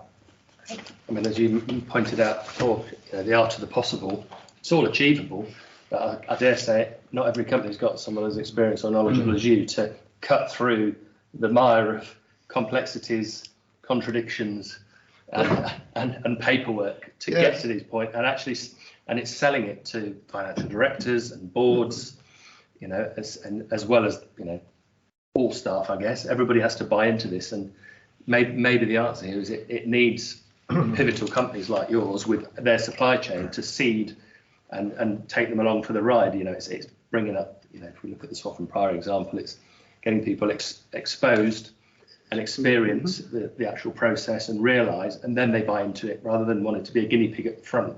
I think you're right. My wife was listening to a presentation that I gave. We were in a hotel room. I had to give this presentation to a conference. And she's not letting me forget this, because I got described as a silver bullet. I think that was in reference to my hair. The context was that it was, all the young people will drive this in the organisation. I said, no. I said, actually, it's not. I said, that's a real misnomer. Why? Older people, as you said in your presentation, older people are really enthusiastic about this, but sometimes the younger people in the organisation don't know how to frame their ideas so that it's suitable for the board. So sometimes it needs people, maybe like the silver bullet, who can translate what they're doing to the board, make it understandable. Because I've seen it in my own children, they're between 18 and 24, and sometimes they just switch off. A bit like the advert, all of the advert irritates me. The last comment is, well, what are you doing about it? And I like to flip that, well, what are you doing about it? Don't just get angry about it. Find out how you can influence those who have got the ability to make the change. So I think it's a little bit, translate that anger into action, not into apathy, and say, well, we can't do anything, so we give up. And that's the silver bullet effect, apparently. So I'm not going to give up on it. But I think you do need that blend of people from an experience and background perspective, in as much as we need the right energy mix. Yep. There's not one solution, and I think the same. Everybody brings different generation. Well, reflect on what Lord Davies said. Lots of experience, historically going back 20, 30, 40, 50 years to bring to bear, but still make it relevant. And actually, I would suggest young people and older, maturer people would take different things from that, but in equal measure. I think you're right, absolutely. I mean, as Lord Deaton said, I think we can do it. I'm in that camp with him. It's difficult, it's complex, you said it was complex as well, but I do think we can do it. But we've got to pull our socks up. We're 20 years too late, but we shouldn't give up. Absolutely. If I just had a fun, really beautiful representation and learned a lot. One of the key messages that I get from it also said, okay, you want us to do, to achieve the science-based targets. And that seems to be a fairly laudable kind of initiative. And then throughout the slides, you explain how they could be achieved and what you have achieved, how you've been doing it. But at almost every point, you find a barrier, an obstacle, which interestingly enough comes from all sides, from all your ecosystem. Because, okay, the regulators, the government, but also the boards, and also the banks, and also the financial sector, and also along the supply chain. For all of them, then you also say, what is the potential benefits they can get? Then we can get much better customers, because then they learn that they could buy from us if we also, but it took an enormous effort to let them understand this. Same with the regulators, same with the banks, same. So across the whole set of the ecosystem with which you need to interact, from customers to suppliers to funders to regulators, government, you have to spend most of the time, invest most of your effort rather than in achieving those targets, in persuading those people that it was worthwhile to do them.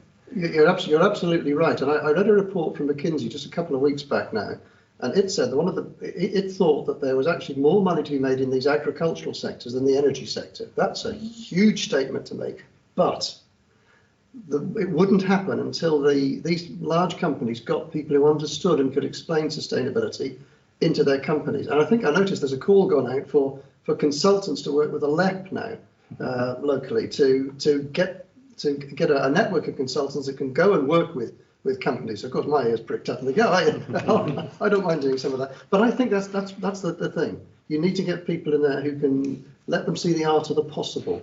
And not be afraid of it. I think that's the problem. They're a little bit afraid and don't quite know where to move with it. Okay, so I just got to grab the laptop. I think we might have some. Great, we've got some questions. Where are we doing for time? We're a little bit over, but I think we've got time for. Good, we've got 2 questions. So let's. I just think for speed, I'll read these questions out rather than ask colleagues in Italy. So the first one is, do businesses receive any concrete support from the government to engage in the net zero transition? And there's a second part to that. Any incentives or maybe guidance on the green taxonomy that shall be issued? Any thoughts from? I'd say it would be unfair to say they don't give any, because they do, but they tend to act as what I would say sometimes the worst type of consultant. They'll come in and they'll take your watch and tell you the time. I've heard that said before. All that comes out is all the things that you're doing. There's sometimes I think they fall into the trap of assuming that you aren't doing all the things they found in other industries. So they come in and tell you, well, we've got all these things that will save you carbon, but there's nothing really out there. Where I think that and I know that they're trying to do it through the Industrial Energy Transformation Fund, for example. They're trying to fund innovation, and I think that's the best thing they're doing. The only trouble is it's very hard for the SMEs, which I think will make most of it, or people like Muntons, the other company I work for, about 300 people. So we're just the wrong side of the SME board. Yeah. We don't get enough funding. And I keep saying, why don't you move it up to 500? I think you'd get far more companies availing themselves of your innovation grants and moving. Yeah. So yes, they're trying to help, but I don't quite think they're lined up with the majority of companies. If you look in Suffolk, I think 92% of the companies have got less than 8 employees.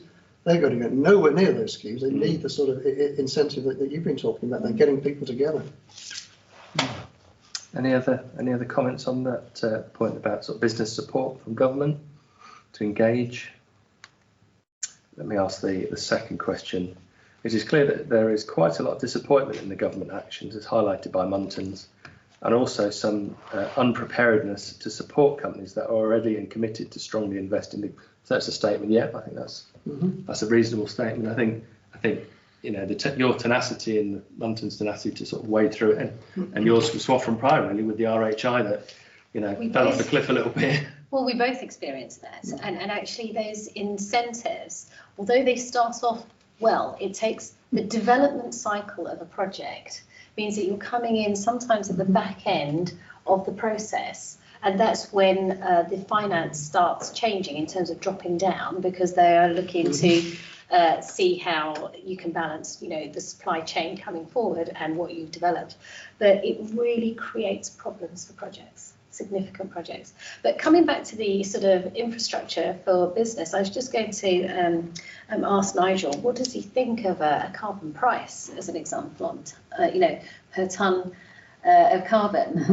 What do you think that would do? Do you think it would be helpful for business, or do you think it'd be less helpful? It's helpful. It's helpful in focusing the mind, I'd say. If you look at, it's gone from 25 euros a tonne to 61, 62. I think it might even gone up since last week. I think it should, because it will force companies to take action so as not to pay it. But the problem is, I think, then when you've got companies, and say, if you suddenly take 70% of someone's emissions away when they weren't expecting it, you'll find that businesses will fight on it, as opposed to getting on with actions which will reduce the carbon emissions. So, an internal carbon price, yes, I think it's essential, because it's interesting that some companies apparently are choosing to do this to be carbon neutral.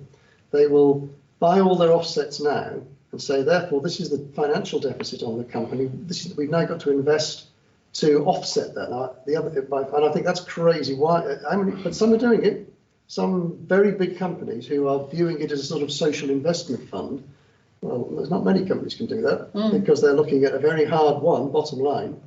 I don't favour that approach. I think having a carbon figure is good. It says, this is how much it will cost us in a few years' time if we don't get our act together.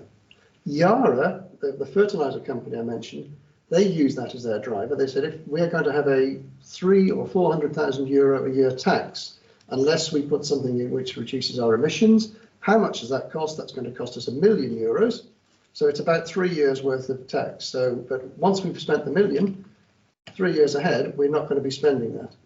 That's one of the best ways that both an internal price of carbon and a taxation scheme will work. But, so yes, I think it's got its place.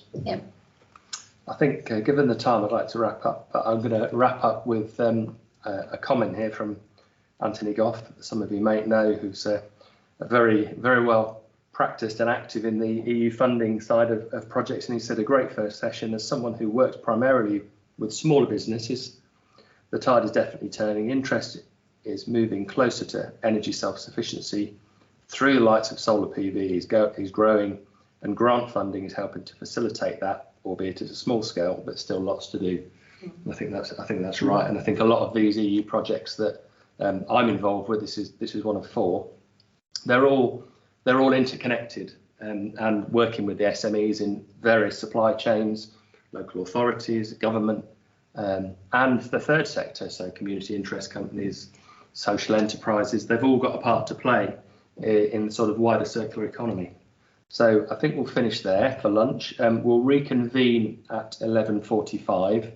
I think if you want to stay in and just mute your login and video so you don't lose the connection, you can do that, or you can re-log in at 12:45 UK time, 13:45 Central European time, and we'll see you then. If you could arrive a couple of minutes early, just so we can start promptly.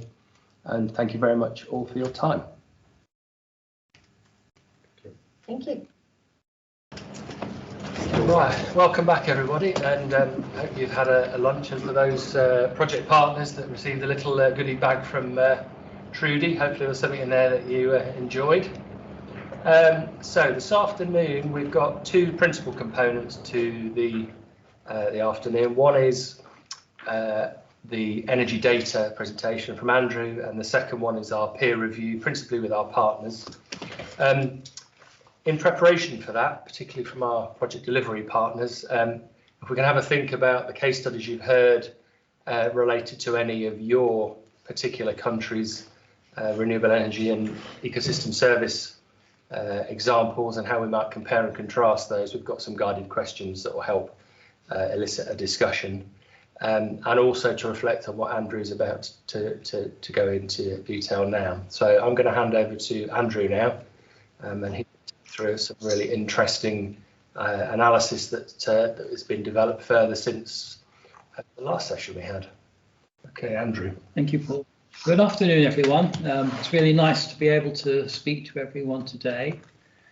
I'm going to be talking about some of the work we've been doing within this project, where we're trying to identify some of the renewable energy generation potentials and some of the issues to do with trade-offs and synergies regarding natural assets.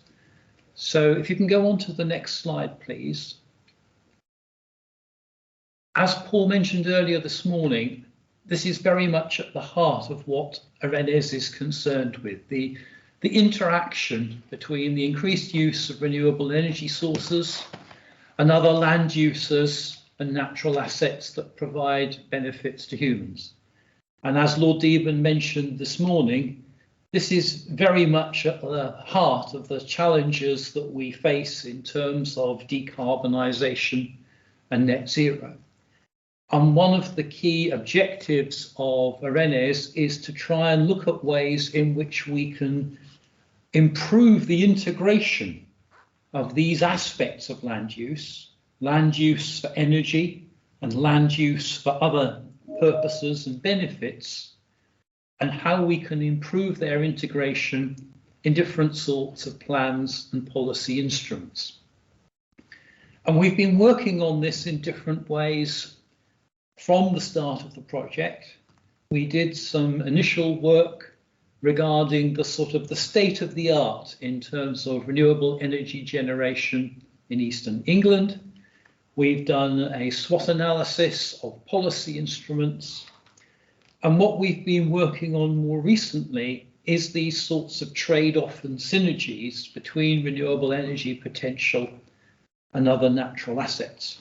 So the focus here is a little bit different from this morning, because we're trying to look at things across the whole of our study region on a spatial scale, rather than say from the perspective of an individual implementation project or an individual business. But we're still very interested in issues to do with how we might achieve net zero, how we might undertake decarbonisation, but starting to get a sense of the extent to which we've got to consider trade-offs and synergies with other natural assets as part of our attempts to move towards that objective. So I've got a series of slides now which I'm going to talk through.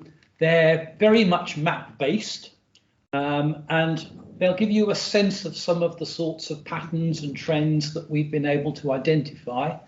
I should say that a lot of the map work has been undertaken by one of our researchers at the University of East Anglia, Zonnenberg. So the maps are very much her creation. But if we can go to the next slide, I'll give you a sense of what we've done. So one of the first things that we needed to do was get a sense of, well, what's our region like?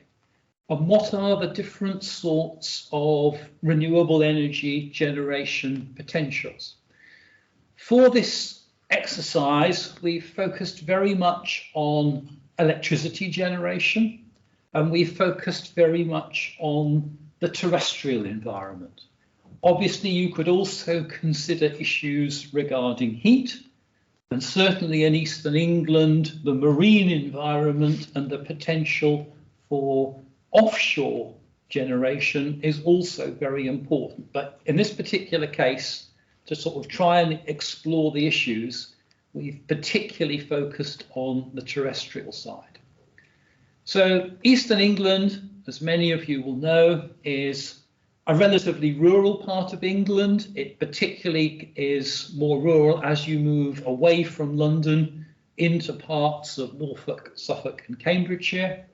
It's relatively flat. The dominant land use is agricultural land, particularly arable land, some areas of forest and so forth, but it's predominantly agricultural activity. So one of the things that we needed to do was create data layers which would allow us to get a sense of renewable energy, electricity generation potential. So that's what you can see in 3 of the maps on the slide. So we have used data sources like the New European Wind Atlas, the Global Solar Database, and an output from a miscanthus, a type of biomass plant model. And we've had information on, for example, wind speed or solar radiation or crop yield for the biomass, but we've converted them all to power densities, because one of the things that starts to become apparent in this region is that many areas are potentially suitable for multiple sources of renewable generation. And therefore, it's very important to be able to compare across the different sources. So what you can see in the map there is the comparisons in terms of power densities. And you can see, for example, that those for miscanthus are rather lower, but where within the region there's big variations in the solar and wind power densities in different parts of the region. So that gives a sense on, where the potentials might be. And then we've got to start to think about sort of other aspects of land use. So if we can go on to the next slide. Can you press, yeah, that's great, thank you. One of the things that we've then started to do is do a lot of analysis within a geographical information systems framework and different planning data sources on what might be available land for different types of renewables to assess what sort of land might be available if you applied different combinations of criteria. So on the top 3 maps here, the top of the top row, this is where we've applied the sort of what you call level 1 constraints. So this is excluding things like road, rail, water bodies, urban areas, steep slopes, and for some renewables, things like airfields, military bases, and so forth. And typically, it varies a little bit between the renewables, but somewhere between 60 and 70% of the region is potentially, theoretically, if you like, available. If you then start to sort of add in more factors, and for instance, you apply a buffer zone around residential areas, you bring in areas of woodland, you bring in designated areas for nature conservation or for heritage, that has a significant effect on reducing the sorts of suitable areas. So you can see that the available figures go down to somewhere between 31 and 49%.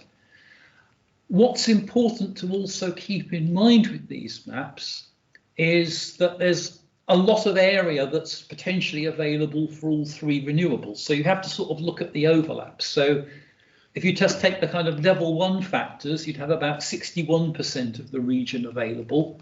If you do it at level 3, it's about 21%, the areas that are potentially suitable for all of those renewable technologies. So you've got to think about these overlaps. Okay, so that's the sort of starting context. If we can go on to the next slide, then we've got to start to think about the actual renewable energy generation potential. So we've got these different combinations of available areas. And so what we've done here is we've used a framework of what's called middle level super output areas, MSOAs for short. There's 662 of these across our region. And we've used these as a framework because it gives us the potential to start to compare things to do with electricity generation potential with other forms of socioeconomic data, e.g., for instance, relating to fuel poverty, and also information, for example, on the extent of generation constraints. So this is a map that's been created where we've taken individual MSOAs, we've looked at the areas that are suitable for each technology, We've taken the power densities and the available areas and information on load factors, and for each area we've basically applied, where we can, the renewable of those three that has the highest generation potential, and we've summed them up for each MSOA and then divided by the number of hectares. So put very simply, the lighter the shading that you can see on the map, the lower the generation potential from those three renewables for electricity, and the darker the shading, the higher. And so you can see what the sort of the pattern looks like. We have an area of higher potential, particularly along the North Norfolk coast, along parts of the Suffolk and Essex coast, and then inland across Suffolk down into Cambridgeshire and parts of Hertfordshire. So we can look at those sorts of potentials. And if we can go on to the next slide, please. And again, we can then start to compare these with the different sorts of natural assets that we're interested in, mapped on the same kind of framework. So for the purposes of exploring these, we've focused on four main types of natural asset, and we've particularly selected these because they relate particularly to key types of natural capital or the types of ecosystem services and benefits that are particularly important in this part of the world. So we're interested, for example, in the very highest quality agricultural land, which you can see in the top left map. In the UK, we have a system of grading agricultural land from grade 1, which is the very best, down to grade 5. And you can see that one of the features of Eastern England is that it has a large proportion of areas which are in those top two grades, in parts of the Fens, in parts of Cambridgeshire and Suffolk, and then across into the Norfolk Broads and Suffolk, the Broads area on the east of the county. Many of those areas, especially in the Fens and the Broads, also correspond to areas of peat, which Lord Deben mentioned in his talk this morning. But that's really important areas for agricultural production. Recreation and tourism is very important in the county. So what happens if we take different sorts of areas identified for recreation purposes and identify different sources, look at where they coincide, and work out for each MSOA what the percentage of area covered by those types of features is. That's what you can see on the top right map.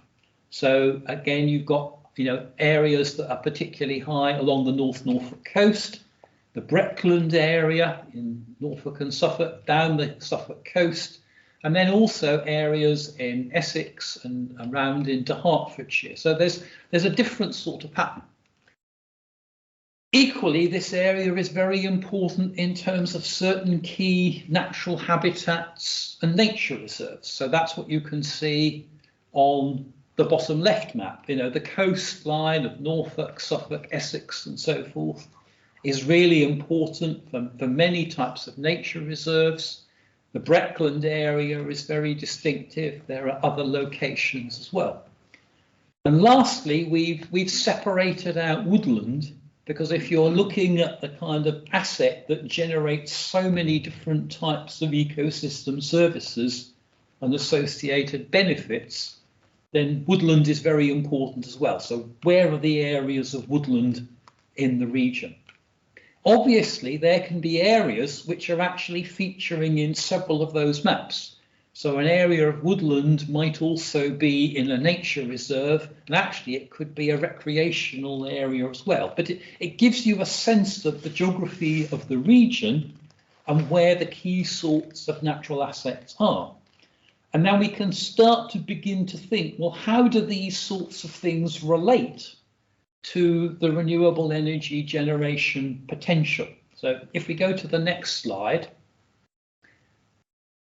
what I've started to try and do here is scale the two maps in the same way. So it's the same information that you've seen previously, but I've added the 4 natural asset maps together, and then we've sort of scaled them for each MSOA with 100 as the kind of regional maximum, and then down through different sort of scale ranges, and the same for potential electricity generation from those 3 renewables.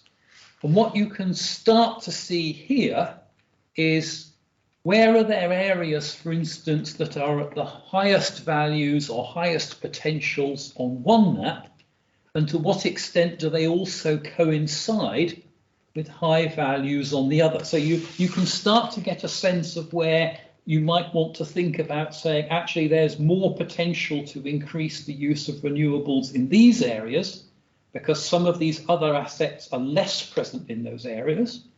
But equally, you can very obviously identify areas where there's high potential for both of these sorts of things. So one very obvious example is on the eastern coast of Norfolk and Suffolk. You can see that that's got relatively high natural asset potential and relatively high electricity generation potential.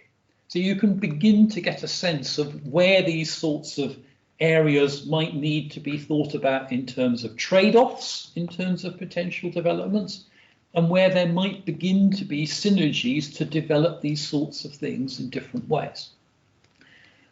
So that's looking at it in terms of 2 maps. If we can go on to the next slide, this is just presenting the same data, but just aggregating it in a slightly different sort of way. So the maps are based on the 662 MSOAs. We've taken that data and we've aggregated it for the 42 local authorities in our Eastern England region. And the horizontal scale on the graph is like the electricity generation potential within that local authority. And the vertical scale is basically simply the sum of the 4 natural asset values.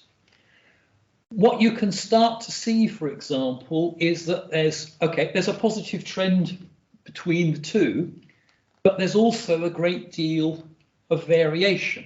So, for example, there's areas with roughly the same kind of potential megawatts per hectare, megawatt hours per hectare for local authorities, perhaps between the 80 to 100 megawatt hours per hectare range, but a big variation in that vertical band in the extent to which they also have those 4 types of natural assets. So there's a big variability there. This is why starting to think about these issues to do with trade-offs and synergies is really important, because the potentials vary a lot across the region, but so do the distributions of these different types of natural assets.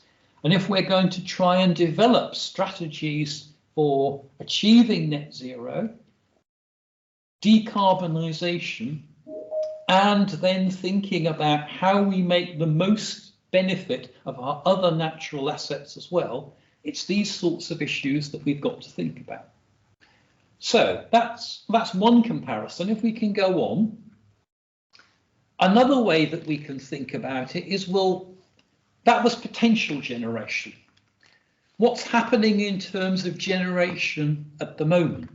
So in the left-hand map that you can see here, we've taken statistics from BEIS, government department, on renewable electricity generation in 2019. And we've used just the values for photovoltaics, offshore wind, onshore wind, and plant biomass.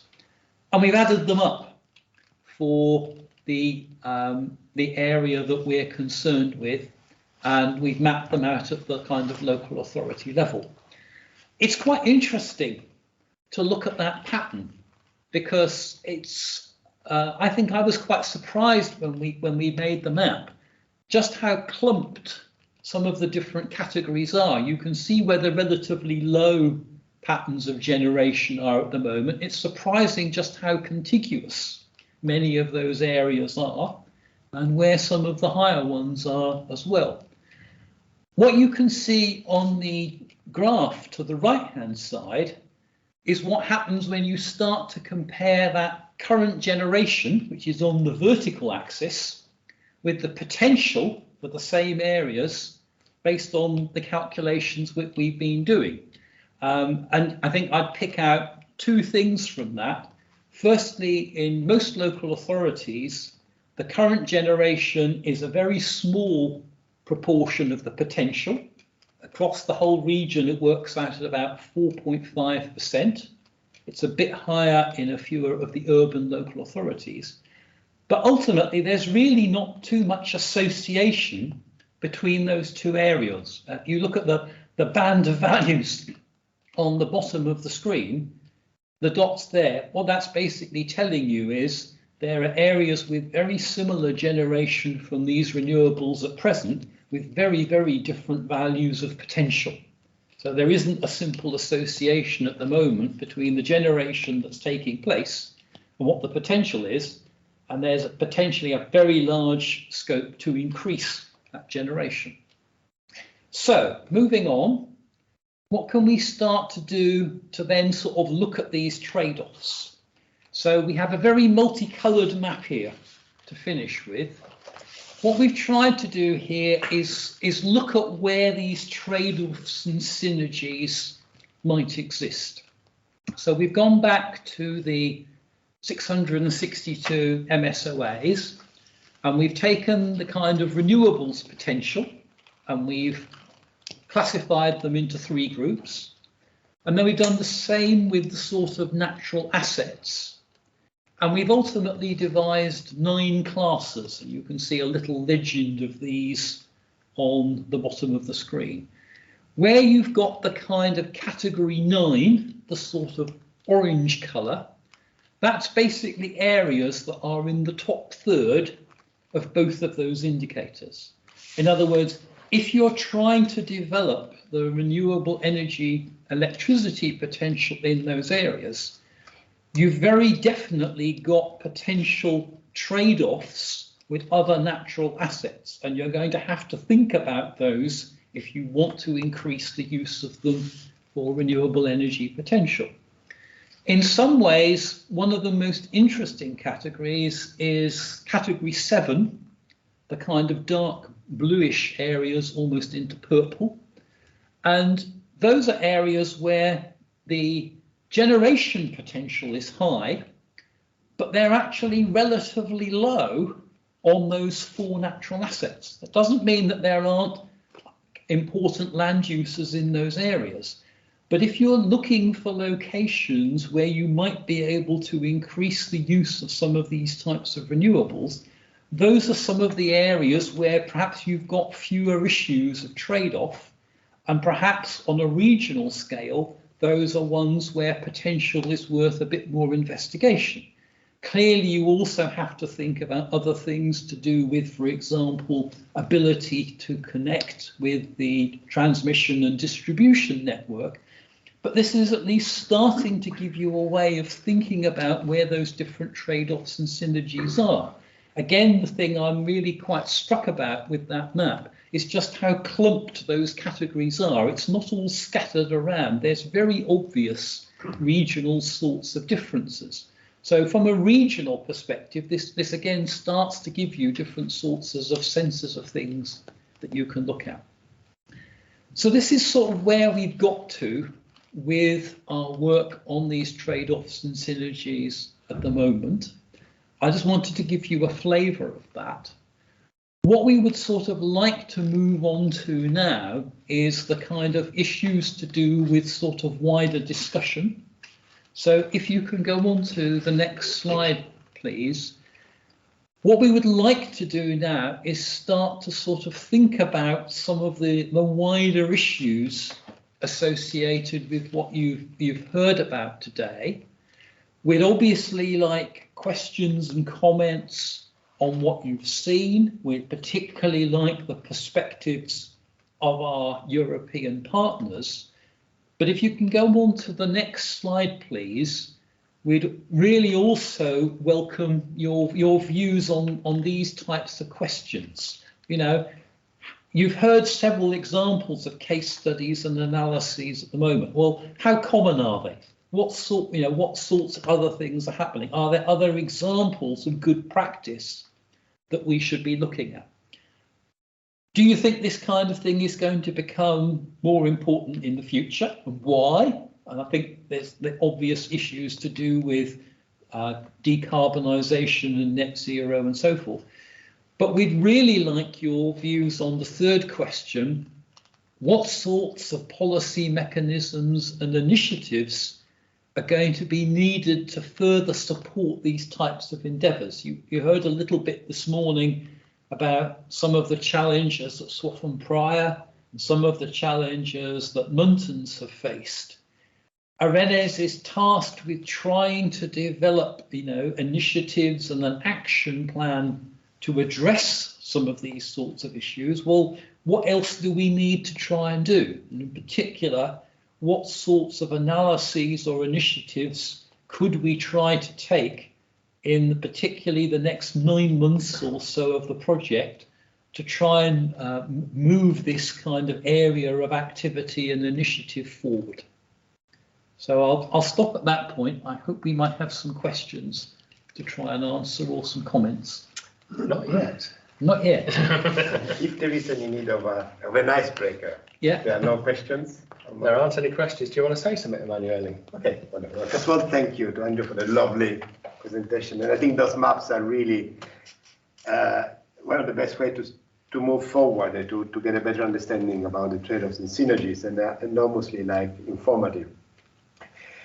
I have 2 questions, but I'll start with the first one. Then if there are no further questions, I'll keep the second as a reserved one.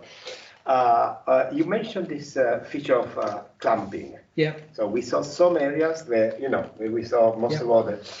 I was just wondering, that could be very interesting in terms of infrastructure. Yes. So to try to understand, is the fact that they are being clamped a potentially good or potentially bad factor? Because from one point of view, I would say economies of scale, we speak about this morning. You could focus and localize most of the initiatives there.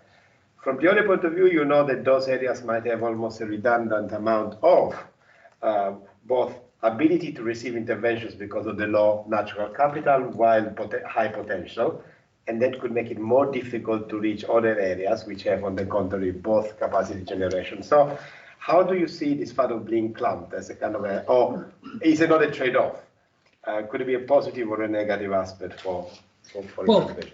It's a function of geography. Yeah, it's a function of the geography of Eastern England and where you've got certain types of land uses. It's a function of things to do with our areas on the coast or inland. Where is solar radiation higher? Because inevitably it increases as you move further south. Wind speeds tend to be higher on the coast and lower, for example, where you've got large areas of woodland. So that those kinds of factors come in. Things to do with crop yields are very going to, for a crop like biomass or another, a plant-based system, it's going to be very similar to the areas where you get good crop yields. Yeah, it's inevitable, but it is clumped. And it starts to then raise questions about, okay, what does the distribution of, for example, infrastructure look like? If you look at the map produced by UK Power Networks for the area of the extent to which they have connection constraints to their electricity network, that's geographically clumped as well in a different way. But what it starts to then do, if you combine them, is say, okay, actually, these are probably some of the key areas where we need in some way to invest in to start to unlock the potential in these areas. That's one of the ways I would start to think about it. So would you say that it could already provide a sort of a toolkit for network expansion investment? So if that's one of the ways to think about it. There's lots of other reasons why people might want to invest in things.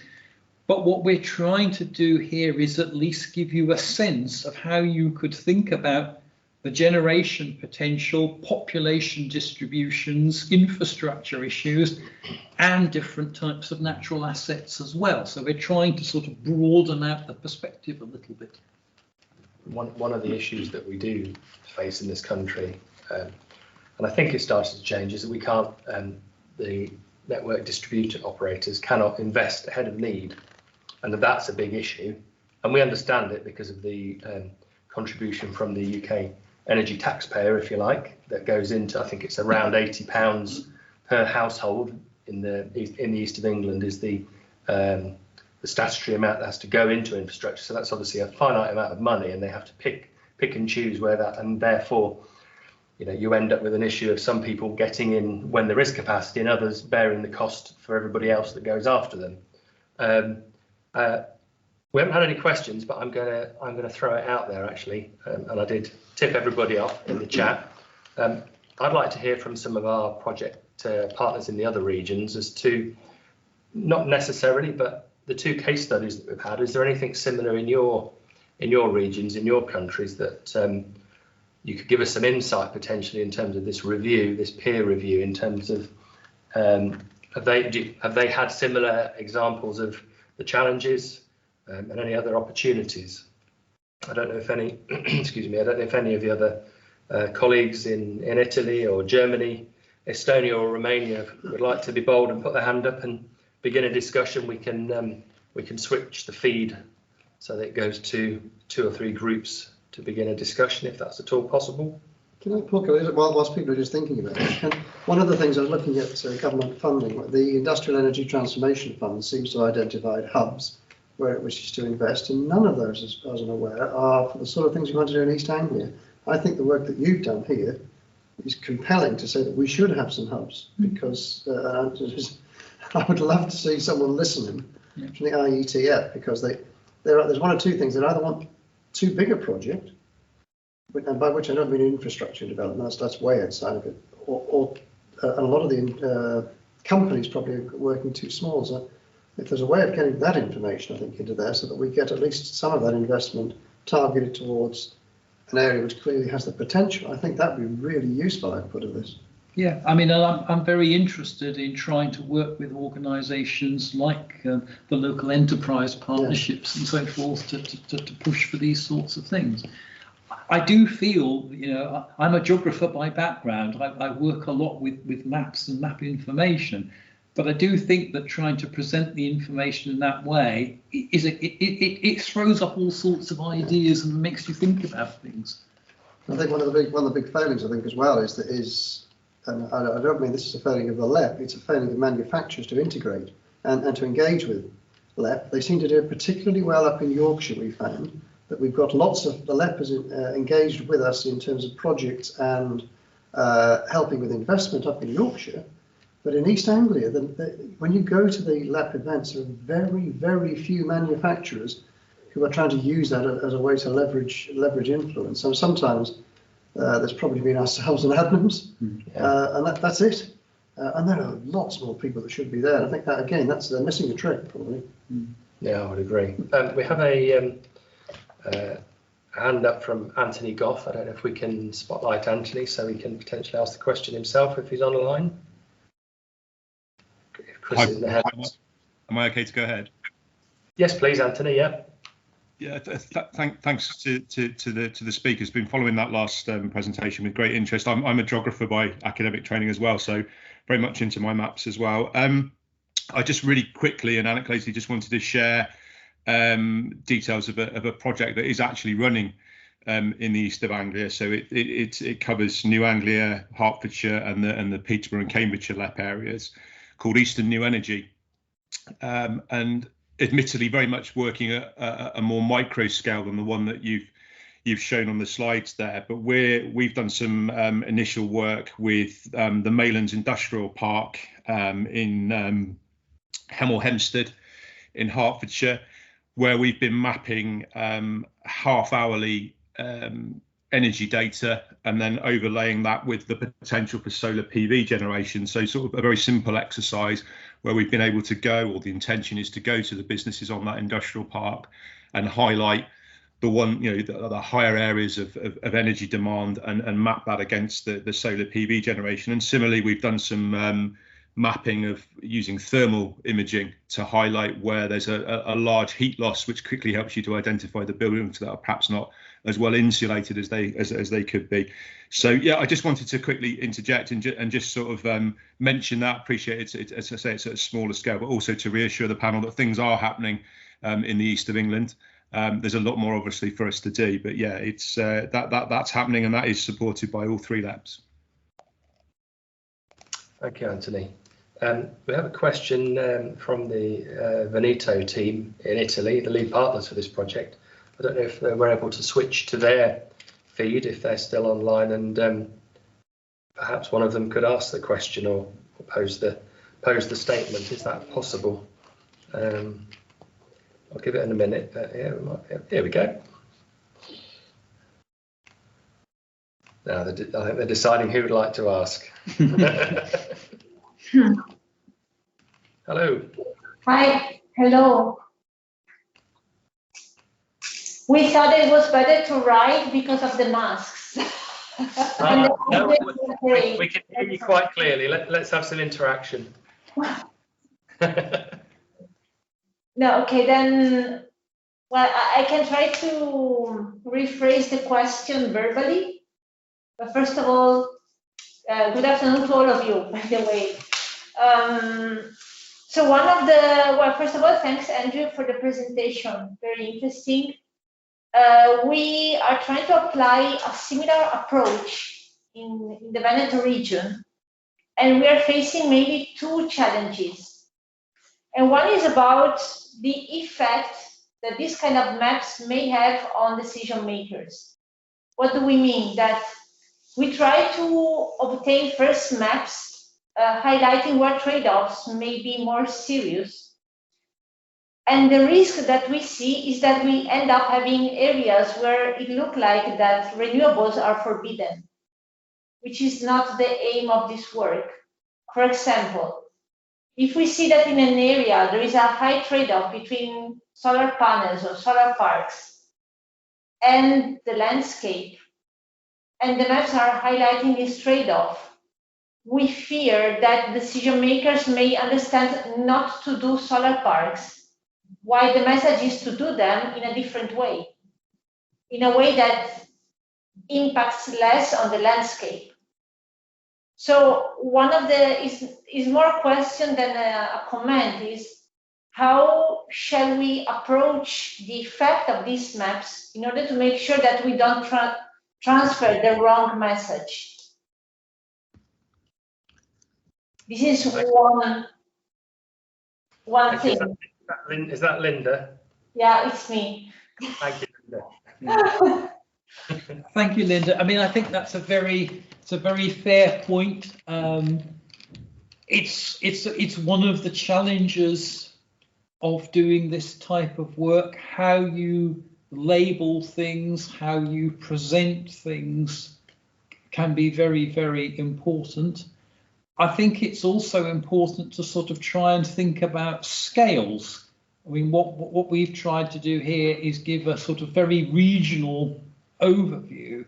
If you were to zoom in into some of those areas, and we can zoom in with a lot of that information down to sort of, hectare grid squares, basically, you can start to see the extent to which some of these challenges coincide and so forth. I think what we need to start to do is to say, okay, you can see that there are potential, trade-offs in these areas, but there are ways of trying to do these things where, for instance, you can have solar parks that can be beneficial to biodiversity. You can have solar parks in conjunction with agricultural production and so on and so forth.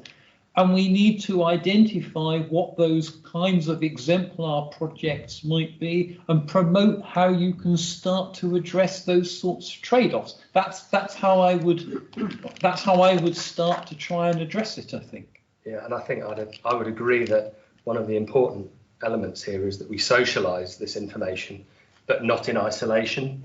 because as Linda points out, if that information goes cold to somebody, there's a different degree of interpretation. And I think Nigel picked up about, getting it to the right people. But I think the important is getting it to the right people and having the ability to explain where it's originated, as you did, Andrew, rather than just seeing a single slide in isolation and going, here's the output. We can't develop here, but we can here, because that's the way people see things. So I think in our stakeholder network, our wider stakeholder network, I think it's important that over the next few months that we make some efforts to socialise this information and hopefully piggyback on existing meetings of decision makers, both at the political level and local political level, as well as the supply chain and businesses, so that they understand. Because again, I think one of the reasons that IRENES is going to be so powerful is it helps decision makers to make far more informed decisions. The information on its own in isolation is not necessarily going to give them all the answers, but it would be a major piece of a jigsaw that perhaps they've got other pieces for already, and that could include the district network operators, the DNOs, for example. And we're lucky enough to have the Director of Connections from the East of England on our steering group, as we have a couple of people from the government departments. And I think some of our steering group, our IK, are actually on this call. And I think to continue that conversation with them is really important. I wonder if to me it feels there's a little bit of an analogy with some of the water legislation. So if you look in a region that we're in, for example, you could take the calculations that the Environment Agency would use and say these are the amounts that we are allowed to put out into the local river. Yeah. However, they recognise that not everybody in that region is going to be able to contribute either financially or have the technology to be able to affect those levels. So for certain businesses, they give you a tougher target. Yeah. So it's actually looking at the businesses you have in those areas, and I think sometimes if you look at one and it's got let's be honest, if it's got a global reach, it's more likely perhaps to be able to fund some of these projects. So I think there's that there, and that's really complex. But again, I think it's a point well made that you can't. The maps can take you in the wrong direction, but I think if you use them to take you in that direction of saying there are opportunities to invest where there are clusters, I think you're more likely to attract funding where there's a cluster. And I take the point, you don't want to preclude those areas where there isn't a cluster, which was my point before, from saying that previous legislation has diverted funding away from this area for industrial energy transformation. So I think it's exactly that pitfall we want to avoid. And I think that's an important piece of learning that we can put in our reporting of the different work packages of analysis that we're doing when we're presenting it to that wider audience. Emanuele.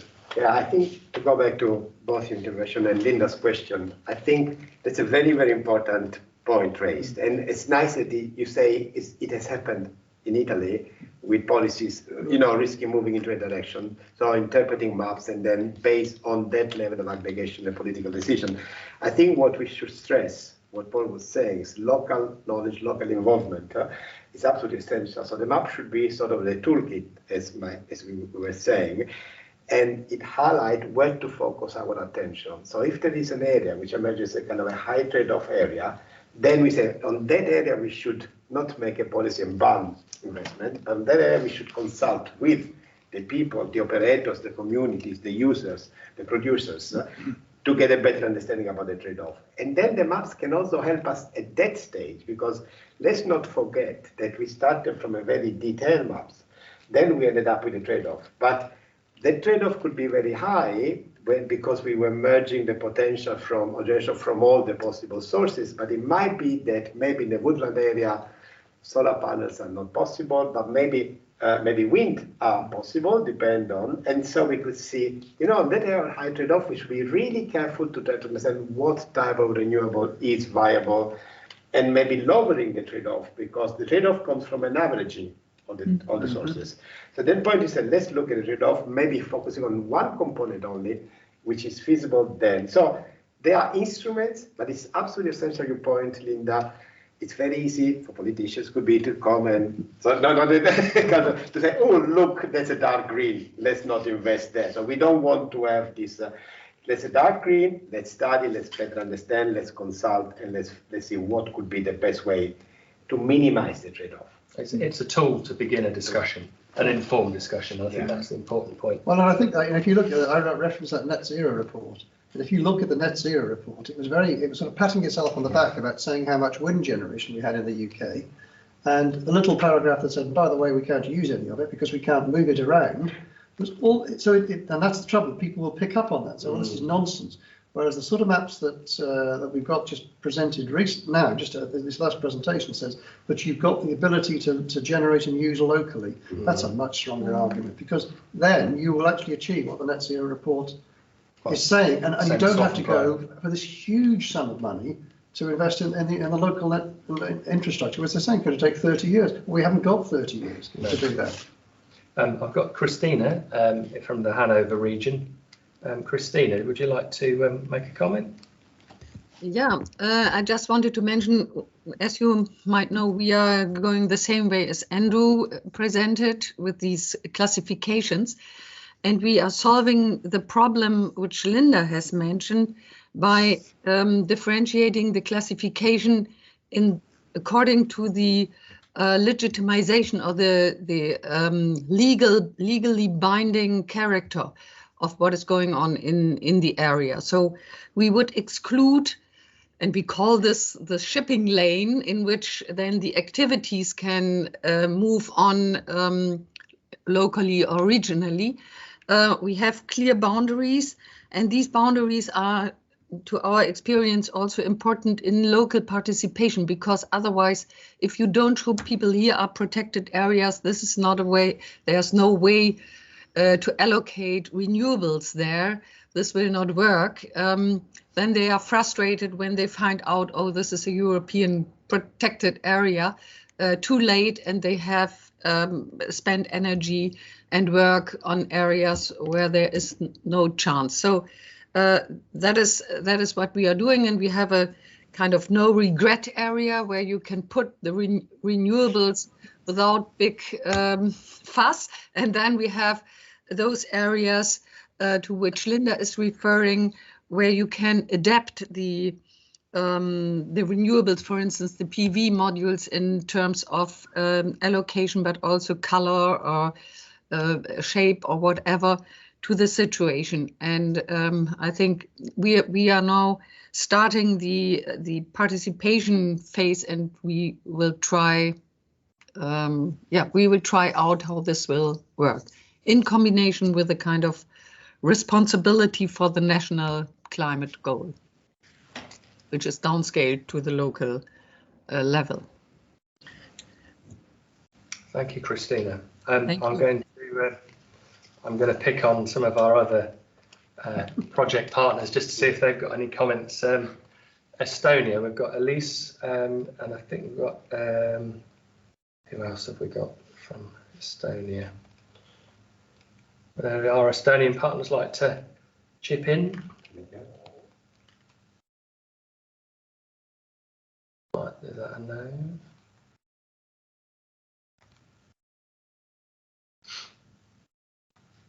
I'll let that one sit with you for a minute then. Anybody else like to make any other comments, either from on the delegate side or from the room here? I'd like to respond a little bit to the point that Christina made. The participation element is very important. What we were able to present today is very static. It's a set of maps. Of course, actually, it's a computer database behind a load of maps.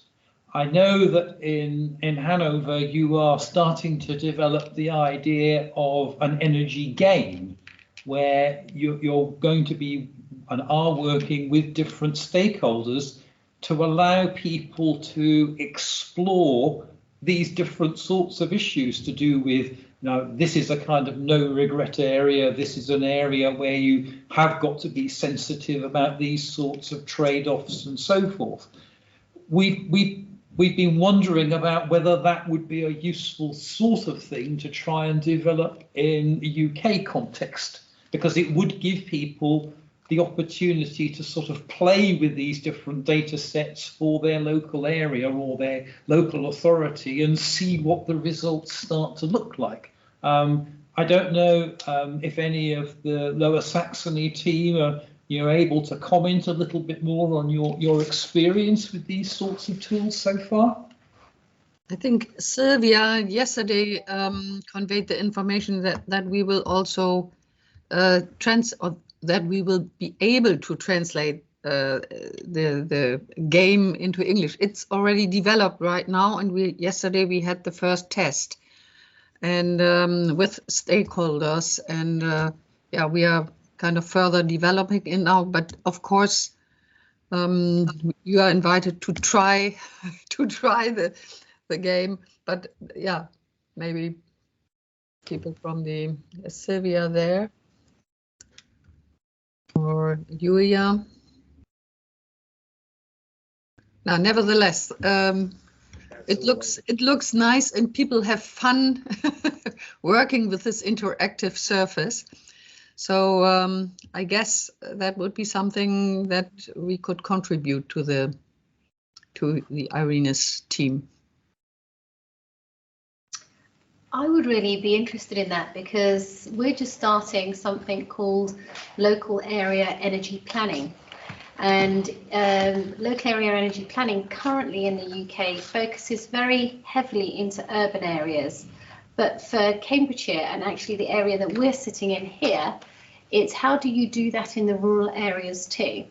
And so it maps, you know, energy demand, all the energy infrastructure, and you're looking at how to create low carbon places. So having something like your game probably would really help inform what comes out of our local area energy planning for rural areas. It's interesting because we've, Andrew and I, after we discussed this with partners in one of our technical conference calls a couple of weeks ago, we spoke to colleagues in the Energy Systems Catapult, and we were told that the LEAs, which are a precursor to the LAEPs, so Norfolk, for example, has a LEA at the moment, and she said we'd love to be able to embed this sort of information that Andrew and Gilla have been creating into that, because it's not within scope at the moment, but if we can somehow embed that with very little work, it enriches what we're doing, and then once we've tested it, we can then potentially have it as certainly for the rest of this East of England mapping, although the architecture I believe would be for the whole of the UK, because that's what the data sets are, enable it to be embedded in that, and then the local area energy plans that you're talking about in Cambridgeshire, I think Uttlesford are doing one as well, related actually to the Eastern New Energy project that Andrew Goff mentioned in a comment about 10 minutes ago. So they all feed into each other, and I think the important thing here is that the Energy Systems Catapult and their data sets and their analysis and the way that what they offer local authorities and geographic areas means that we can add a different set of layers. Well, they give you end up getting a geospatial plan, so I can see that adding in your layers of information will inform us on where and how we need to plan strategic infrastructure to facilitate growth and the retrofit of the communities. So yes, let's try and bring that together.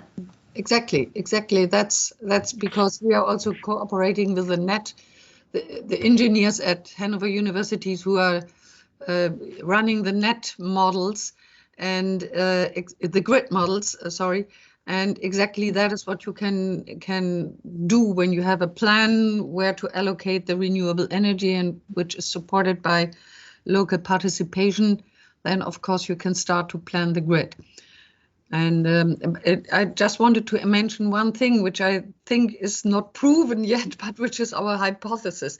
We think that acceptability locally will increase. It's every wind plant is kind of contested in Germany. When we demonstrate to the local community their responsibility for achieving the national climate goals. And we have been running a model on national scale from which we kind of downscale with a calculation what is the potential in this specific municipality or region, and how would this contribute to the national goal, and what is enough. So the players, I say the players in the game, they have a target. and they have to achieve a certain target, and they have to allocate either PV or wind turbines as long as until they have achieved the target, or they have to increase the PV on the roofs and things like that. So they can play with the energy mix, but also they have this target, and we want to kind of evaluate whether this works in terms of acceptability and constructive contribution of local politicians and citizens. So that is the plan. And we are happy to share what we have developed, of course, in the IRENES project. Yeah, I think we'll pick up that conversation. I think, Christina, because I know Cheryl's nodding furiously here, and we've seen it's the connective tissue that binds a lot of these projects, our outputs, the analysis we do, but actually with practical examples that are happening, and quite often these things happen in isolation or at least unknown to other organisations. And I think the more we can bind these together, the easier the job will hopefully become. Is there anybody from Estonia or Romania that wanted to make any comments? I can't see. I can see Elise is there. Don't know if George is online. We've still got those 3 peer review questions that we put up at the beginning. Probably worth putting those up again, just to show people, see if there's any final comments before we... Paul, can I just come back on that issue? So one of the challenges that we're facing at the moment is when you so lots of areas have declared climate emergencies. It might be the same in Germany or Estonia. You're then setting targets in your areas for carbon reductions. And I think it would be helpful for people to understand what that means by looking at or playing your game, which says, okay, you can put the solar PVs on your roof and you can have 3 wind turbines, or what else do you need to be able to help drive down those carbon emissions in your area? So I think I'm very interested in seeing how we can have that debate with the community. Thank you, Cheryl. So you've got the 3 questions that Andrew posed right at the beginning. Any of those particularly we want to repose? Yeah, or we could go on to the next slide because there's a couple of others. Yeah, let's have the next slide, please, Sam. So that should, yeah. So, I mean, I think we are in the stage where we've got to the point we have with our IRENES work. We've got another, at the moment, particularly about another 9 months or so, where we have resource to do things. We would really like to have 1 or 2 ideas about key things that would really be useful to regional partners that we can try and do. Yeah. So if one of the ideas that, would be useful to several people is the idea of, some kind of energy game or similar, then that would be great. But a bit of, we have to come up with some ideas for an action plan. One of the ideas we've had is trying to look at how we could embed things to do with natural capital indicators into the local energy planning framework. We might be able to do that one way if we can come up with some kind of game, particularly if it's possible to adapt something that already exists and try it with, a group of stakeholders in Eastern England. That would be great. What sorts of things do people feel would be most useful to try and get to grips with these sorts of challenges? That would be very helpful feedback for us at the moment. Yeah, and I would say to everybody that's on this conference, not just project partners in other regions, but everybody from the UK setting, even if you think it's very niche, any of the challenges that you think some of this information you've heard today could help with a bit of finessing, a bit of repurposing, or you want to add in your experiences into what we're doing so we can reference them as a reason why something is challenging or too bureaucratic or unsupported in a particular way. We've heard from Suffolk and Pride that some of the planning issues, if we're going to replicate this, we need a much swifter, more adaptable system that enables it rather than restrains it from happening, because that's all extra resource. Finance is always going to be an issue, and there's lots of, you've talked about the public sector borrowing, but there's community municipal bonds that are now a big thing in the UK, where that can undercut the Public Works Loan Board by about 1/4 to 1/2%, which is all money at the end of the day.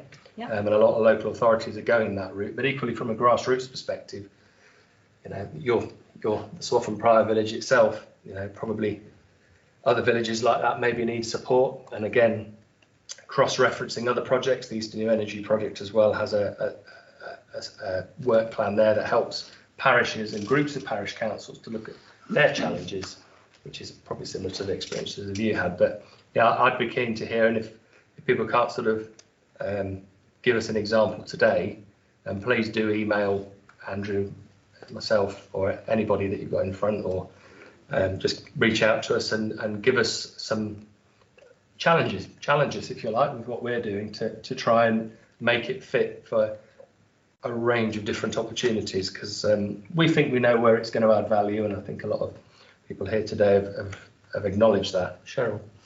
So I've got a challenge. So in our area between Oxford and Cambridgeshire, it's called the Cam-Cox Arc.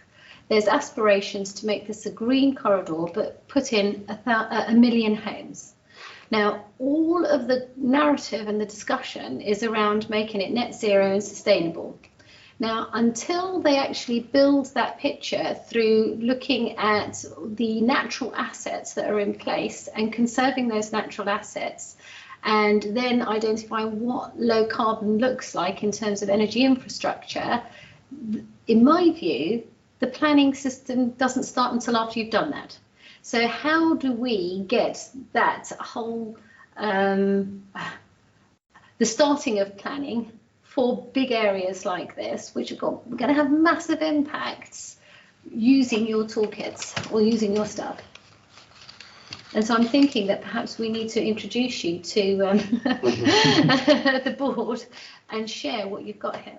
I mean, one of the things, sorry, Andrew, one of the things that I think we always believed as a group of 5 regions in this project is that what we aim to do should have some sort of at least policy or local government direction change. So I think that's right that we have the opportunity to try and inject a different perspective and a different set of analyses into some existing work. And I think it goes back to what we said earlier, and if we can go to assembled groups of different people and not just local authorities to showcase what we're doing very quickly and as an extra agenda item, we can do that. Then I think the more that we can be told, you really need to go and talk to this group. It might be a county-based planning group, and I know they exist, just to give them some insight. Plant those seeds, which is an agricultural term. Let's plant as many seeds as possible and see which organisations and groups of professionals and groups of organisations respond and go, well, we need to. I think the Energy System Catapult were very clear. They said, we'd like this information. We didn't know it was available. It wasn't in scope. Let's find a way of putting it in.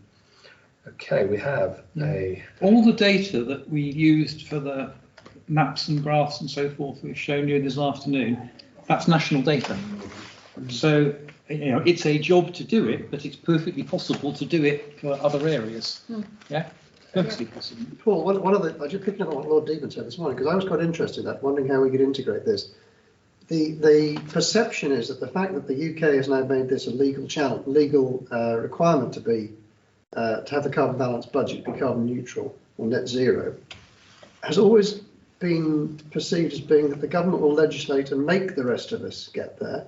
Lord Deegan suggested that at a local level, you could take the government to task. And I'm wondering if this sort of network as well is a way that local authorities can, or local communities, not authorities, local communities can get together and say, look, we have shown by research that it's worth investing in this area. You're going to be in a very sticky legal wicket if you refuse to fund it, because how else are you going to do it? If you're funding in an area which isn't proved to be effective by this model, legally, that could be quite a sticky wicket, I think, for them. But the other thing is that Lord Dean made this point. He said, we know that we can do it and we know that we can afford it. How does he know that? Which model has he used? And how does he integrate your model with his model? Because I haven't seen the model that they've used to know that they can afford it. And I would be really encouraged if I was persuaded that this model existed and they actually knew. I'm suspicious that they wish they knew, but I think that the sort of modelling that we've got here can make that more likely, more realistic. I'd like to think so anyway. Yeah. So there should be an integration of those models. I think I'll take it as an action to go back to John Lord Deven and ask for some of the background, the evidence that, because as he said, he's got a strong team of 40 people, some very capable people in that team. I've just got a quick question. I think you were going to say, but I've got Joel Hamilton, if we can, he's from Bays, from their Clean Heat team, I believe. We have met before. Joel, are you able to ask a question? You've got your hand up. Oh, hi. Sorry about that. Minor technical glitch. Thank you for today's talk. Unfortunately, I was only able to get the last half of it. For a similar topic, I was presenting it with some research done by the Danish Embassy looking at utilising the waste heat from hydrogen production as another asset that we're expecting to have, and what that could mean for district heating. But what I was thinking, although a little bit scared coming after the response from holding government to task, I don't know if I can respond on that one, but I like the idea of it in principle. But actually, I think it was just alluded to earlier, where if within some of the results that you produce from this and some of these tools, you actually just spell out what you need to have in a specification for a procurement of some kind of study, that then you kind of softly just enforce that this sort of work is done. Because the people trying to procure this sort of work, I help them quite a lot within HNDU, and as does the rest of my team. And when I was on the other side of the fence, doing work sort of with Cambridgeshire County Council and Cheryl back in like several years ago. Yeah, it's really important to have a really tight specification, and within that, you kind of basically almost state that they've got to do the kind of work that you've done. They don't necessarily say they have to hire you guys, but if you guys can do it and it's easier and it's cheaper, then they may end up doing that. So what's your thoughts on how you would kind of pull something like that out of this work, so that particularly around the UK, but I guess it could be translated to be used elsewhere, so that this sort of thinking happens at what we would tend to call mapping and master planning level? Well, I think it's possible to do, in the sense that we have a set of national data sets, we have guidance on the sorts of natural assets you should try to consider through work of things like the Natural Capital Committee and some of the things that DEFRA have published as part of their sort of implementation strategy for 25-year environment plans. So there's a big data resource that exists there.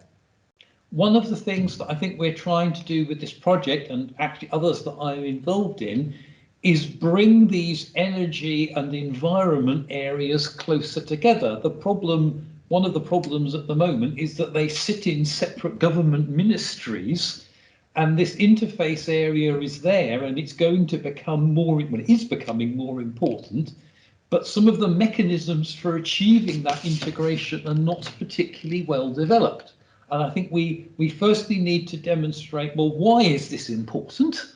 And I think I'd like to think we're starting to demonstrate why you've got to start to think about this. And then, okay, you've got to think about it. Well, how? Well, we need to think about the sort of strategies you would adopt, the kinds of tools that you might develop to allow people to explore different options.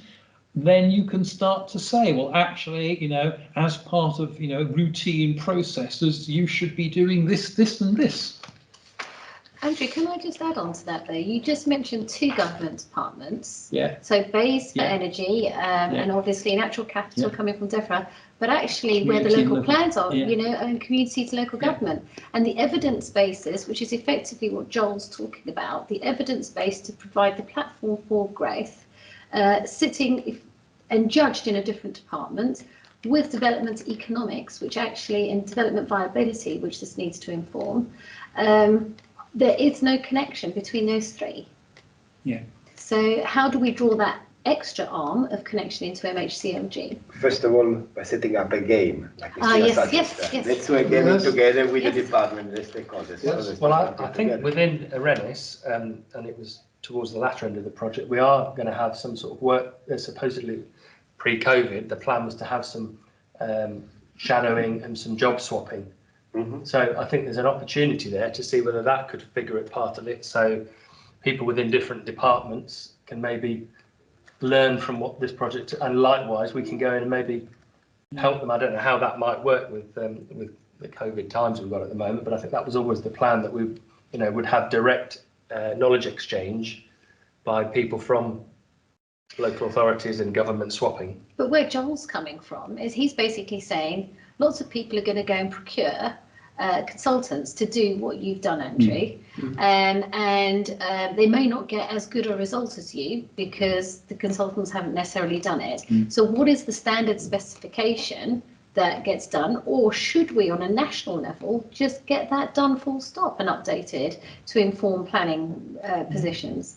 Or should we say that as part of the IRENES project, one of the things we should try and do is produce some sort of draft document in that area? Absolutely, yeah. And the architecture's there for the whole of the UK, because most of the data sets are UK wide. So why wouldn't we take that next step and be there after the project as a legacy, if you like, on a different basis, but maybe as a legacy. So I like the principle. They did something similar with the food enterprise zones, didn't they? They did some of the pre-planning applications to make it easier then. So people were starting. They weren't starting from scratch. So I don't know how they managed to facilitate. I think that came from local authorities wanting to do that so they could get on with their plan. Yeah. But it did work. It enabled. I know there's a couple that have been set up. And so I think it's a good idea if you can do it more nationally. Yeah. Well, let's be bold and put that in the action plan. Then it sounds like that's what we need to be saying. So why not sell yourself? You've got the underpinning science behind it, haven't you? The analysis. So why not? Yeah. Christina. Yeah, I would also strongly support this idea. We did this model for Germany, but as you know, Germany is a federal state and the federal agency didn't dare to publish the results. So we published the results on our university cloud. And now this is really, I think, one of the big advantages is that we used the same criteria and the same evaluation scheme for all over the country, because then otherwise we have different approaches in this region and another approach in that province or whatever. And this is very important in order to demonstrate some equity in the approach, so that the regions or the people really have the impression this is done by the same yardstick. All this. And also, if I may share the experience of publishing this information from scientific institution. Of course, we get a lot of questions now, but a lot of stakeholders are now discussing this. And the questions which we get are mostly about the criteria which we use. So transparency in the evaluation scheme is very important, and also the using the same criteria, as I said, all over the country. So I think this experience supports the approach to use the national data and to use good national data. We learned by first using not the best data and thought, and then this had a big impact on our results when we use better data. So you really have to use the best data, Andrew, so that you really can downscale. Thank you, Christina. Okay, there aren't any more messages or questions in the chat. However, we are at 2 o'clock, which is officially our finishing time. So I think if anybody wants to make any parting comments, then now speak now or throw up your piece. I just want to say thank you. Thank you for inviting us. It's been really interesting. Thank you for coming and contributing. Thank you, Nigel, as well. And thank you for everybody who's joined us. Some of you new to the IRENES project, and however you stumbled across the Eventbrite and joined us, then please get in touch with us individually and give us some feedback. And to all the project partners in Italy, Germany, Estonia and Romania, thank you very much for joining us, and hopefully it's been interesting and informative, and I'm pretty sure the two case studies are being the highlight, along with Lord Deben, very stirring speech at the beginning. And I'd like to again thank Janet, Miles, Mike and Helen for their contributions. Sam, who's behind the cameras here, who's been troubleshooting for us, and Chris in the heavens, who you haven't seen, who's been flicking between the different feeds and keeping an eye on everything for us. Yeah, big thanks to the media team, and thank you everybody for contributing and making this event successful. Thanks very much. Thank you. Thanks. Thank you for the clap. Thank you for the virtual clap. You're supposed to do that, aren't you? If we do it as sign language clapping. When is the next meeting? Next national Thursday. Steering group. No. Oh, the next national. I don't know. We'll be discussing that Thursday, I believe. Okay. At the steering group. So you can. Yeah, I think we've finished now. Thank you.